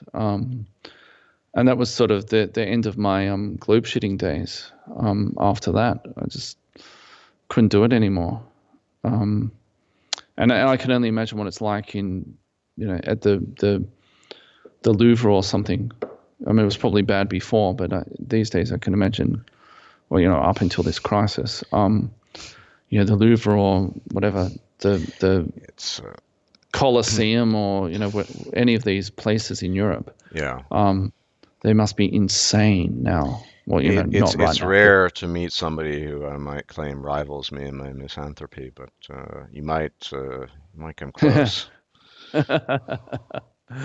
Yeah, yeah. No, I actually do like some people. It's just The and throngs, I get it. The throngs. yeah, and I've tried to become somewhat more sympathetic to normies. It probably doesn't sound like it. Some of them No, I've met you've who not have. done a good job of putting that across. No, well, look, I have been involved in a couple of organizations, and some of these organizations do really good things, and there are proper normies in these organizations who, well, they're in those organizations. They're trying to do something good for the community, and they know more than I do about these particular things and have skills that I don't have. So, I've tried to be somewhat more sympathetic to the normie, but not always. Yeah, I understand. I mean, I'm pretty disconnected from the rest of humanity in my own way, so it's understandable. Anyway, Yeah, it's relatively late over there. Here it is getting on, so I think I'll have to continue my day. But it was good to have, I don't know, the Franklin Reactionary Expat. However, seems that Reactionary Expat is the moniker that has, I don't know, just more yeah, weight. But yeah. Everyone remembers that. Yeah. Well, um, thanks for having me on. yeah, no, it's been a pleasure, and I hope that was informative, and if not entertaining, or both, best case scenario. And I hope maybe it can kindle some awareness about some of these issues related to, um, yeah, that country. So anyway. Yeah. If you liked this video, please like, share, and subscribe. And if you enjoy my content, please consider making a donation or becoming a patron. Thanks for watching.